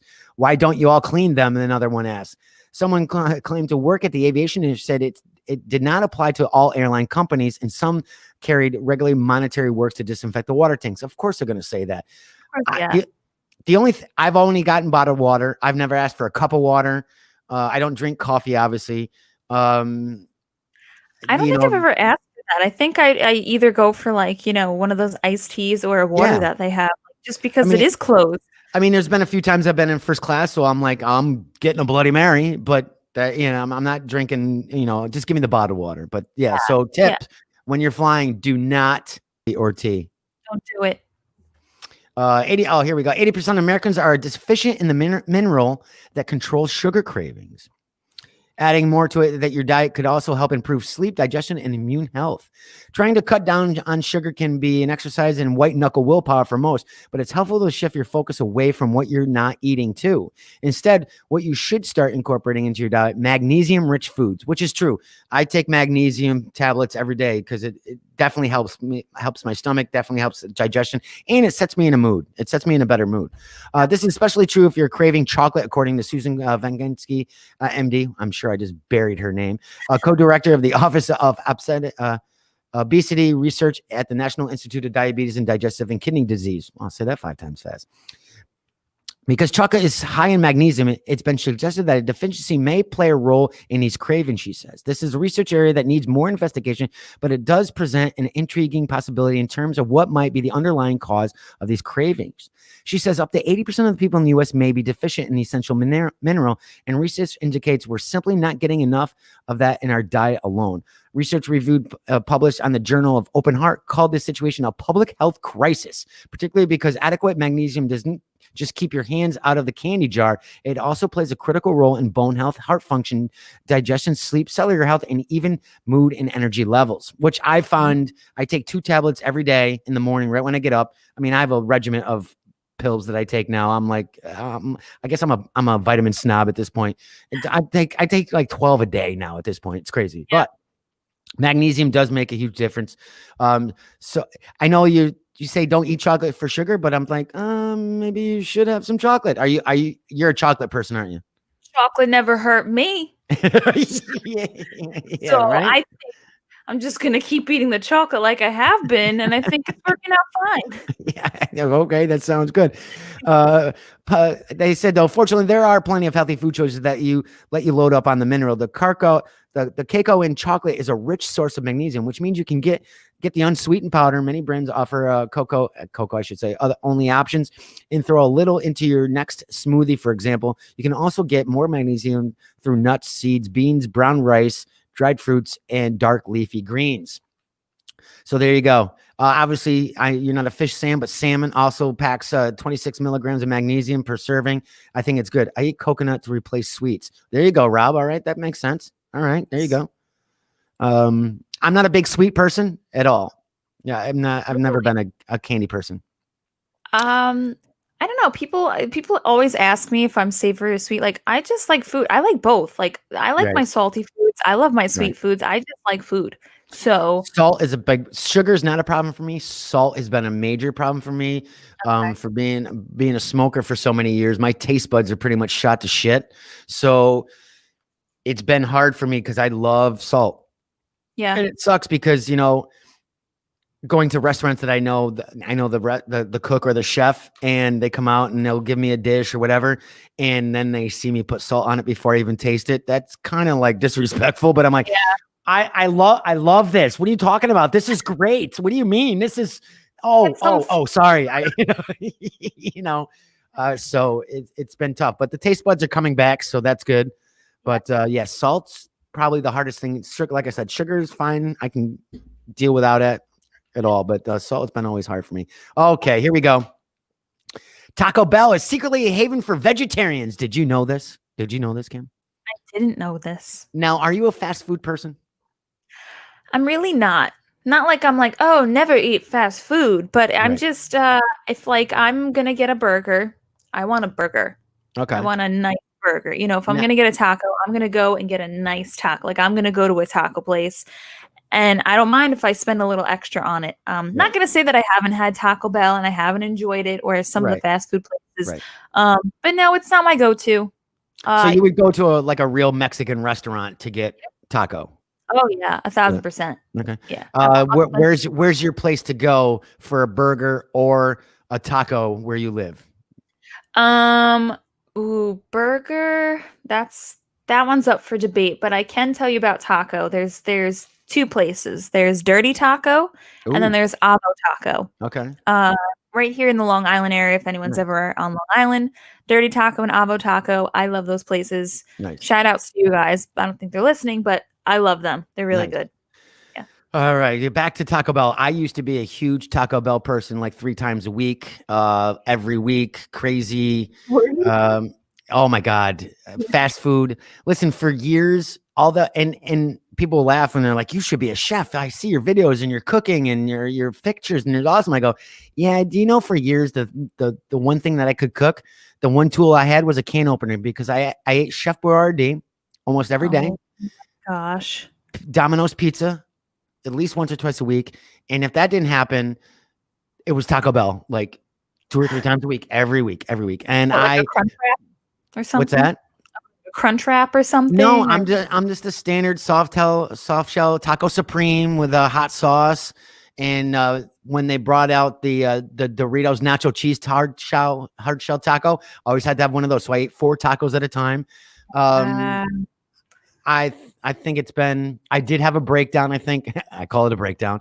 I think I had my midlife healthy munch crisis came about 4 or 5 months ago. And I'm like, I just literally woke up I was taking a nap or something. It was a weekend. I woke up like at 8 or 9 o'clock, and I'm like, I got to have a taco. And our Taco Bell closes at midnight or 1 o'clock in the morning. I literally put on sweatpants. I pulled the Walmart wardrobe on, sweatpants, a dirty t-shirt, and a hat, and drove to Taco Bell. You had like a pregnant woman's craving. Yes, exactly. Like, exactly. Get me a bagel now. But the bagels are closed. Get me a bagel. And then some people, and then I had regret. I had fast food. What do I want to call it? Fast food remorse. I'm like eating it going, oh, I'm such a bad person, but it tastes so good. Oh, why should I be doing it? I really did. I'm like, I'm just feel like shit right now. I feel so bad because I've been so good. But anyway, getting back to the topic, Taco Bell may always be associated with neon colored beverages, big beefy burritos. But quietly, the fast food chain has established a second identity as a haven for vegetarians and vegans. As of 2020, the bean burrito was the company's #1 biggest seller. Now, I worked at Taco Bell when I was younger, and I will tell you, yes, it is beef, but it's not necessarily real beef. So just that's concerning. it. Like I've known like oat. I don't like that one bit, but I've heard oats. I heard oats were in there. I'm not sure if oats are in there, but I used to work there, and usually, just to let anybody know, well, when we get the beef, it comes in a bag, a big bag, and it's greasy as hell. There's things in there that obviously when I was younger, I really didn't care because it's just tacos. Yeah. Sometimes the chunky part of a taco doesn't necessarily mean that it didn't come from the meat. But anyway, today the company is making two big announcements. We're going healthy. Taco Bell is healthy. This is what we're talking about here. We're Taco Bell endorsing. Today, the company is making two big announcements to support vegetarians and plant-based eaters. First, it's permanently bringing back its popular potato bites, which were taken off the menu as of COVID-19 struck on March 11th. Second, it's launching a partnership with Beyond Meat to release new plant protein within the coming year. So you may get your Impossible Burger, but it would be the Impossible Taco.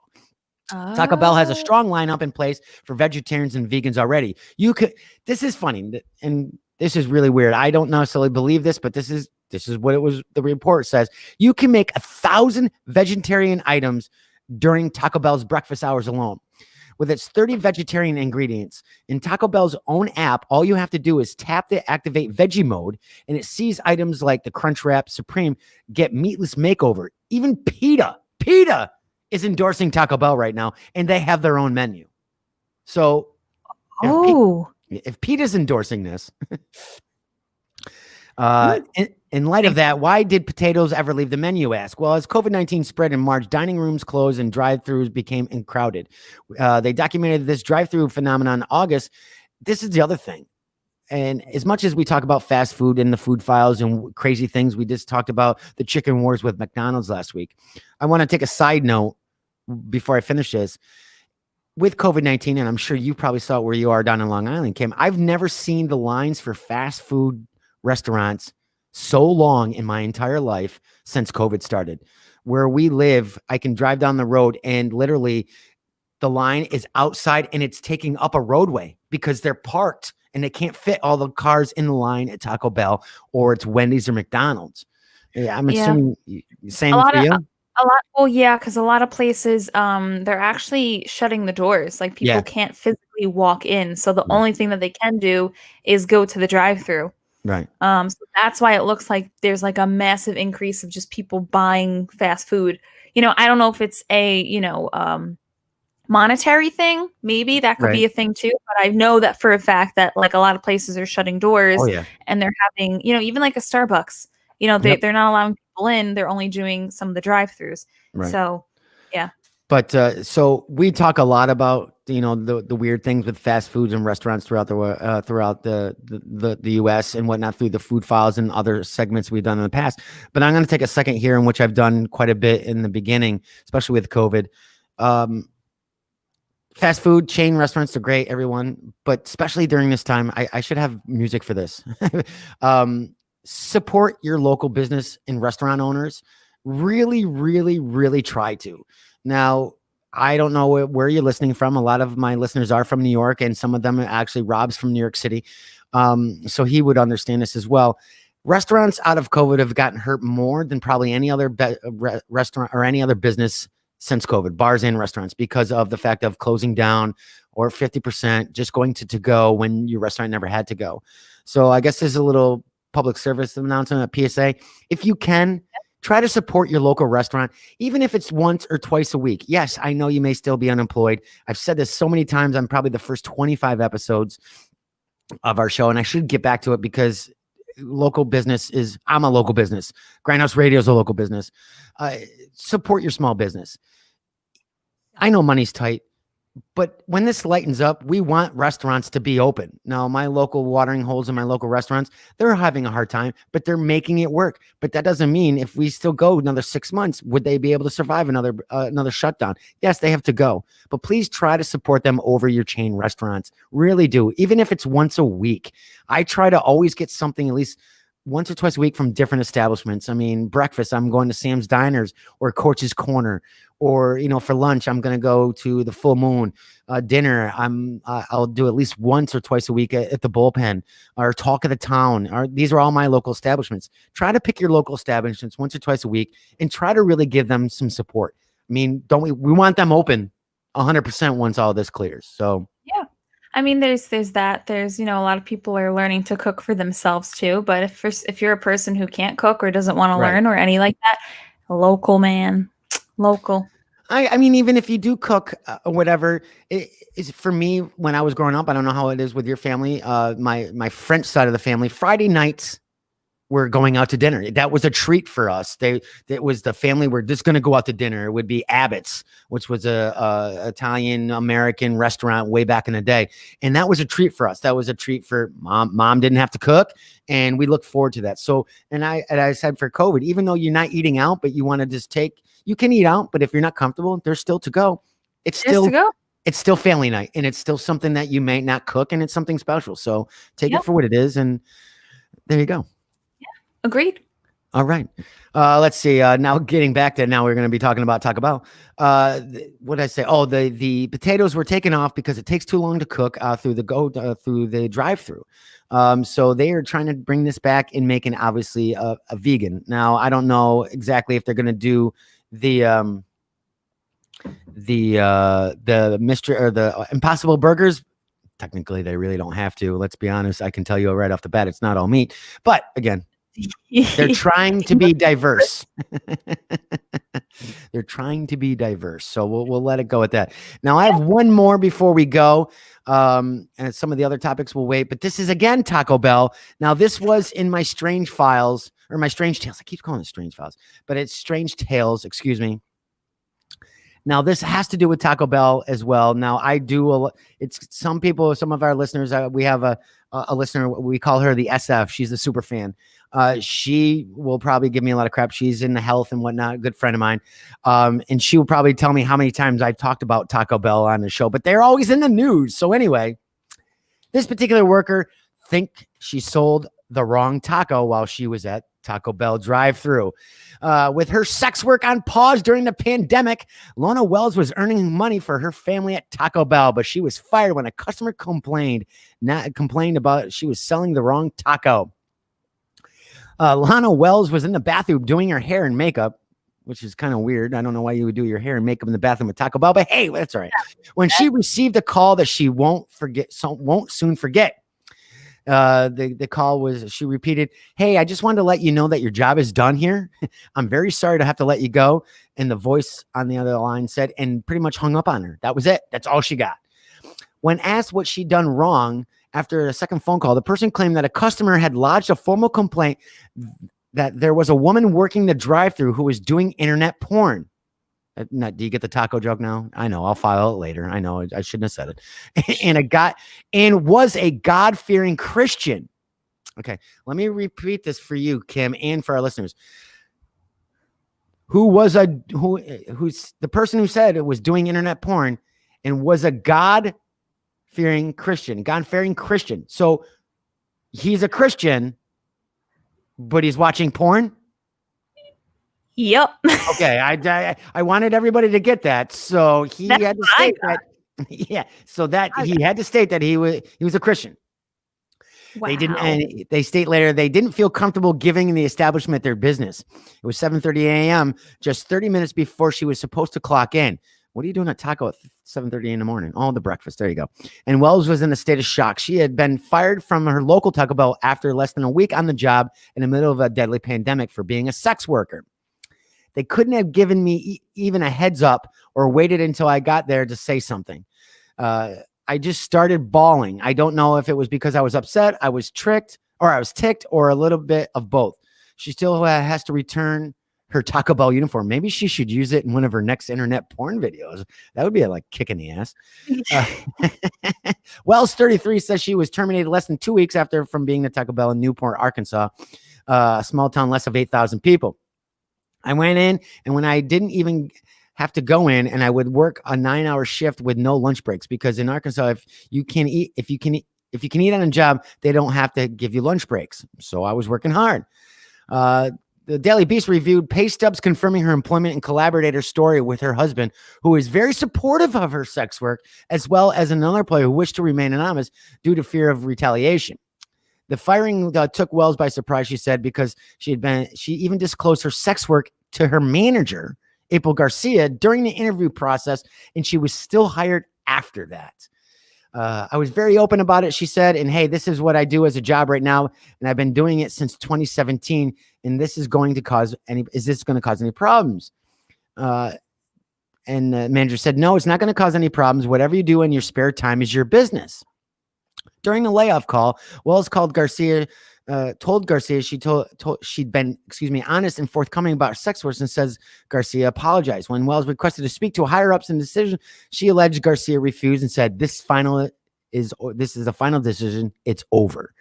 So again, be careful what taco you sell and what taco you show, ladies. Be nice.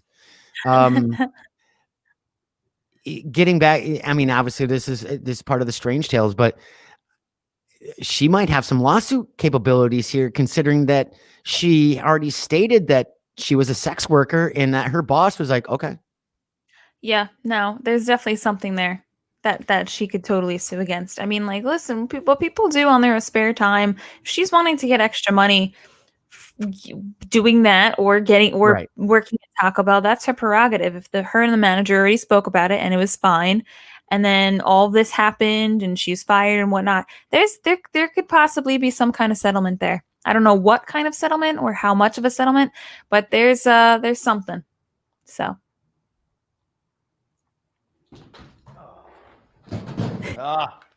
technical difficulties. I was trying to charge my phone. Sorry, everybody listening to the audio version. Damn it, just came out where of the did you plug. go? Well, I was trying to charge my phone because it just died. But yeah, my whole thing about this is the Christian guy who decided to make a phone call saying that she's on internet porn. And Clearly, he knew. He recognized her face. Yes. Apparently. What? I mean, also, why did he go to the extent of ruining this person's life? I think that's a little messed up. You know? This should have been the music of my 70s porn theme music for this segment here. This is what he listens to in his car this is what he was listening to while he was making the phone call. Oh yeah.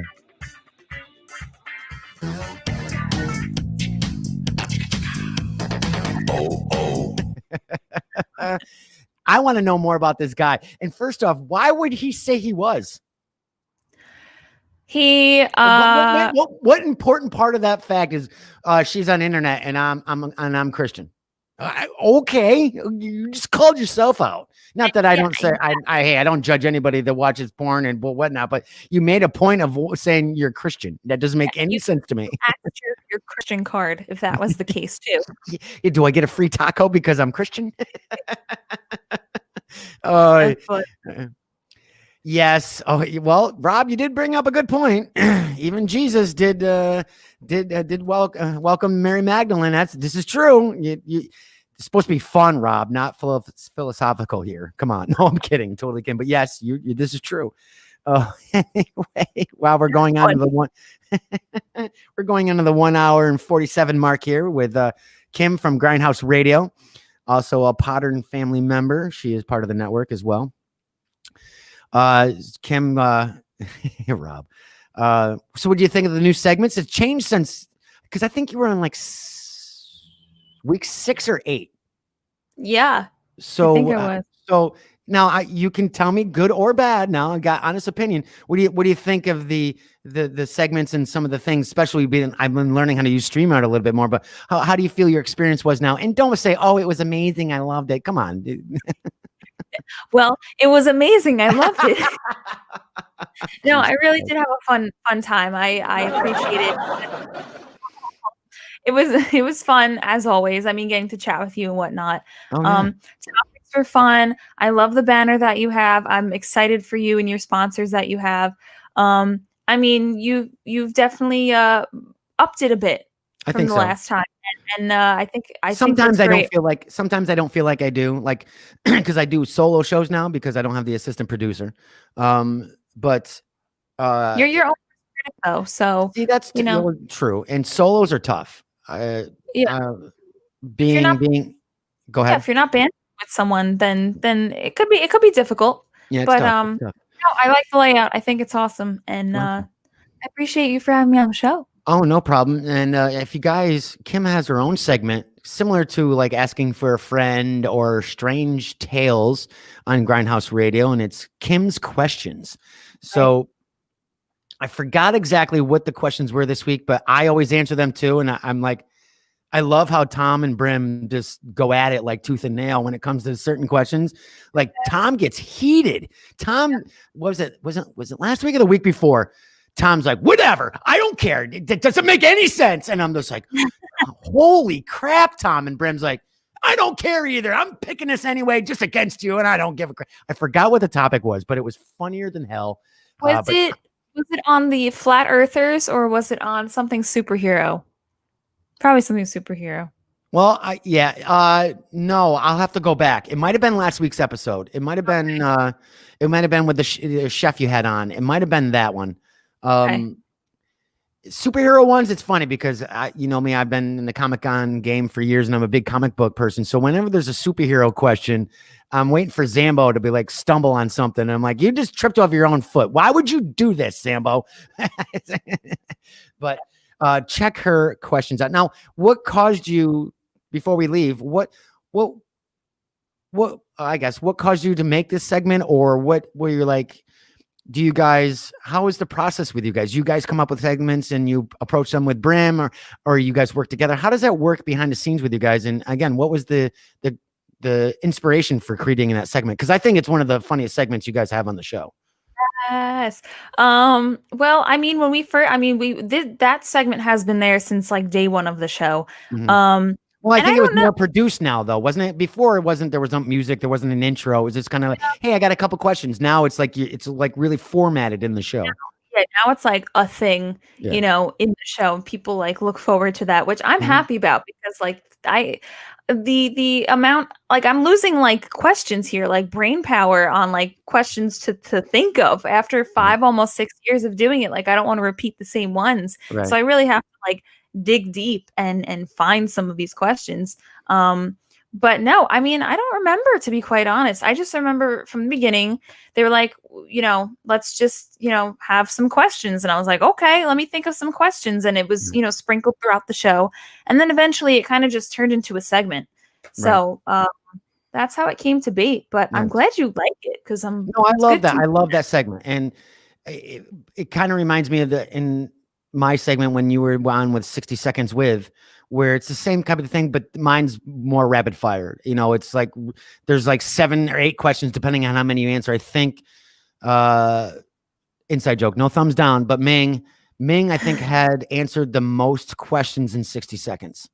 Wow. And he was number 2. Mike was number 1. No, Mike was number 1. John Ross, who has their own show over in the Shared Universe, was number 2, and Ming was number 3.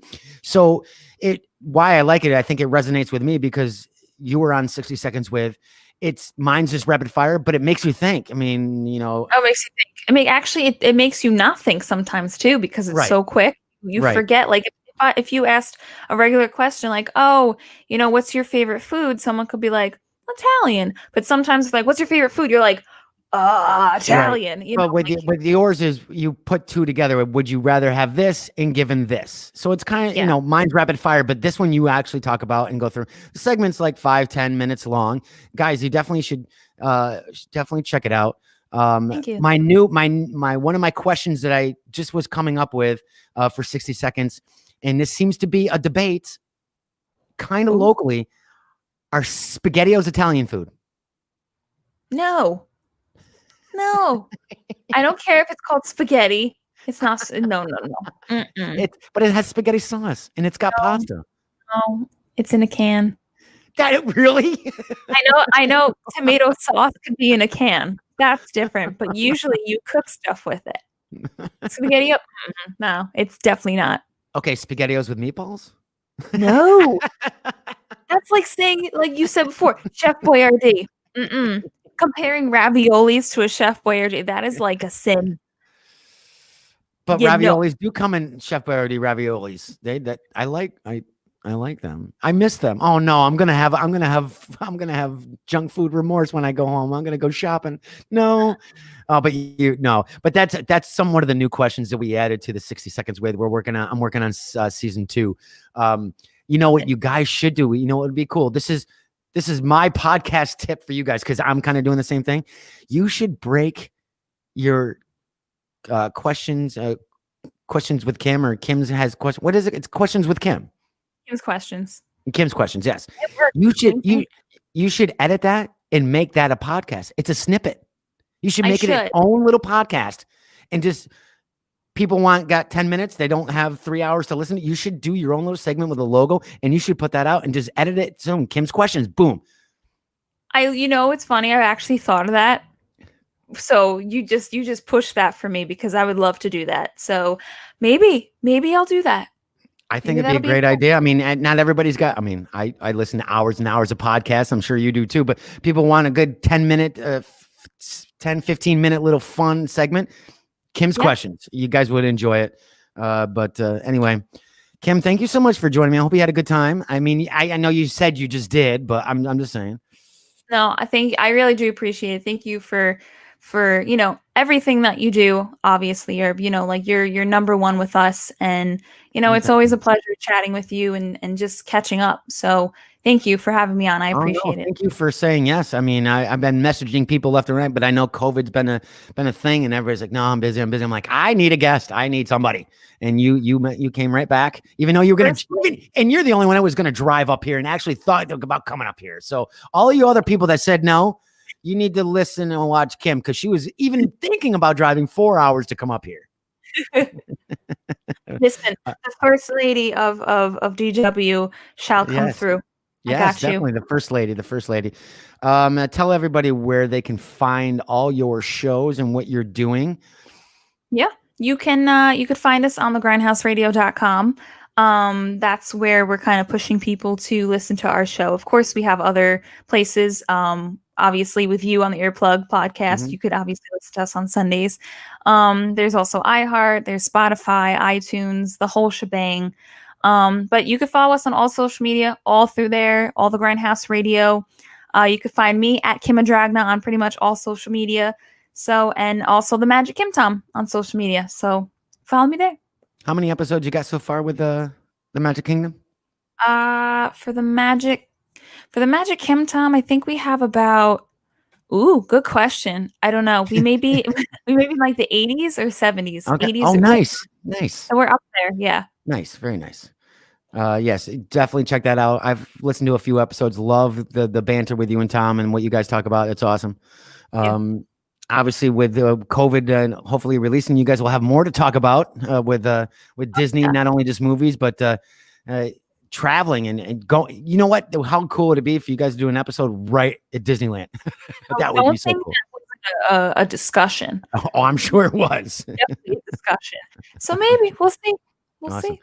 All right, everybody. Thank you so much for joining us on the Wednesday night edition of Today We Did W. I will be back tomorrow. I will hit Hollywood happenings. I will hit more food files, or probably more strange tales, but I wanted to get more time with Kim and talk with her, as we don't usually have special guests usually since the first 12 episodes.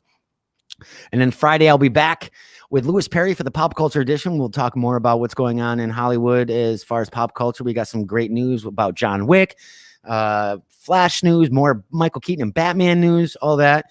And so join us on then. And then I have a special episode on Saturday. This will be the second week in a row that I've been doing a Saturday morning episode of Today with DW. I will have special guests Sonia and Sherry. They are from Cosmic Affirmations and Adirondack Zen. And I'm having my cards read, one for the first time ever, because and it's going to be live on the air. Even more. Ooh, that yeah. So they do a monthly podcast with us in the studio where it's not open to the public. You pay, and Sonia's the host, and she teaches you how to read tarot cards. So it's the tarot card muse study group, and they come in once a month. And this was their second episode this past month. They're going to do another one, I think, the second Saturday of every month. And we'll give you information if people are want to learn how to read the cards, and we tell you what deck you're using and whatnot. I sound like I know what I'm talking about, but I really don't. And like I said, it's through the studio, and you don't have to be in the studio. We do have people in here, but it's virtual. So we stream it. It's private to a private group. You pay and you learn how to read the cards. And she also does readings for the people that are there. She'll pick 3 random people and she'll read your cards. She'll flip the cards over and talk to you. And last month's was astounding, as far as, not that I'm not a true believer, hashtag Stan Lee, but I don't know. I guess I'm a skeptic, I guess, but being here, I'm not on the show. I'm just the producer. So I'm watching them and I'm listening to her connect with one of the viewers, and she didn't talk to one of these viewers at all. There was no intercourse. Oh my God. Interaction. Wow. That was bad. I must have been thinking about that wrong taco. There was no interaction with her, but she connected with this viewer, and she started making comments going, "Oh my God, that's spot on. Oh my God, that's spot on. Oh my God." And they had no interaction. So it's not like smoke and mirror. They did not know each other before this. So she can't make this stuff up. I was intrigued. It really sparked my interest, and I thought it was really cool. So if you guys are interested, hit me up on my personal page, or hit me up on the Earplug podcast page if you're interested in learning how to read tarot cards and whatnot. But again, that'll be Saturday at noon. Hopefully nothing too bad will come out of the card reading, and I won't be too embarrassed live on the air. Love it. But anyway, everybody, thank you so much for joining us. Kim, awesome. Always a pleasure. Can't wait for COVID to lighten up so I can get down to the studio. I've told Tom that I want to make a weekend out of it, get there Friday night, do our foodie runs. We'll have some sushi, do whatever, and then record an episode with you guys on Monday and then pop back home. I've been dying to do this for like 2 years now. Yeah, always welcome. All right, awesome. Thank you so much, everybody. We'll see you tomorrow. Calling it a day, Carrie? Oh no, there's more. Like what? More reps, more steps. More this, more that. More time to breathe. More hustle, more grind. There's more to Carrie Underwood. And I should wrap by midnight. Impressive. And there's more to Body Armor Light, with natural sweeteners, no sugar added, and only 20 calories. This has been an Earplug Podcast presentation. Found on earplugpodcast.com, iTunes, SoundCloud, and wherever your favorite podcasts are found.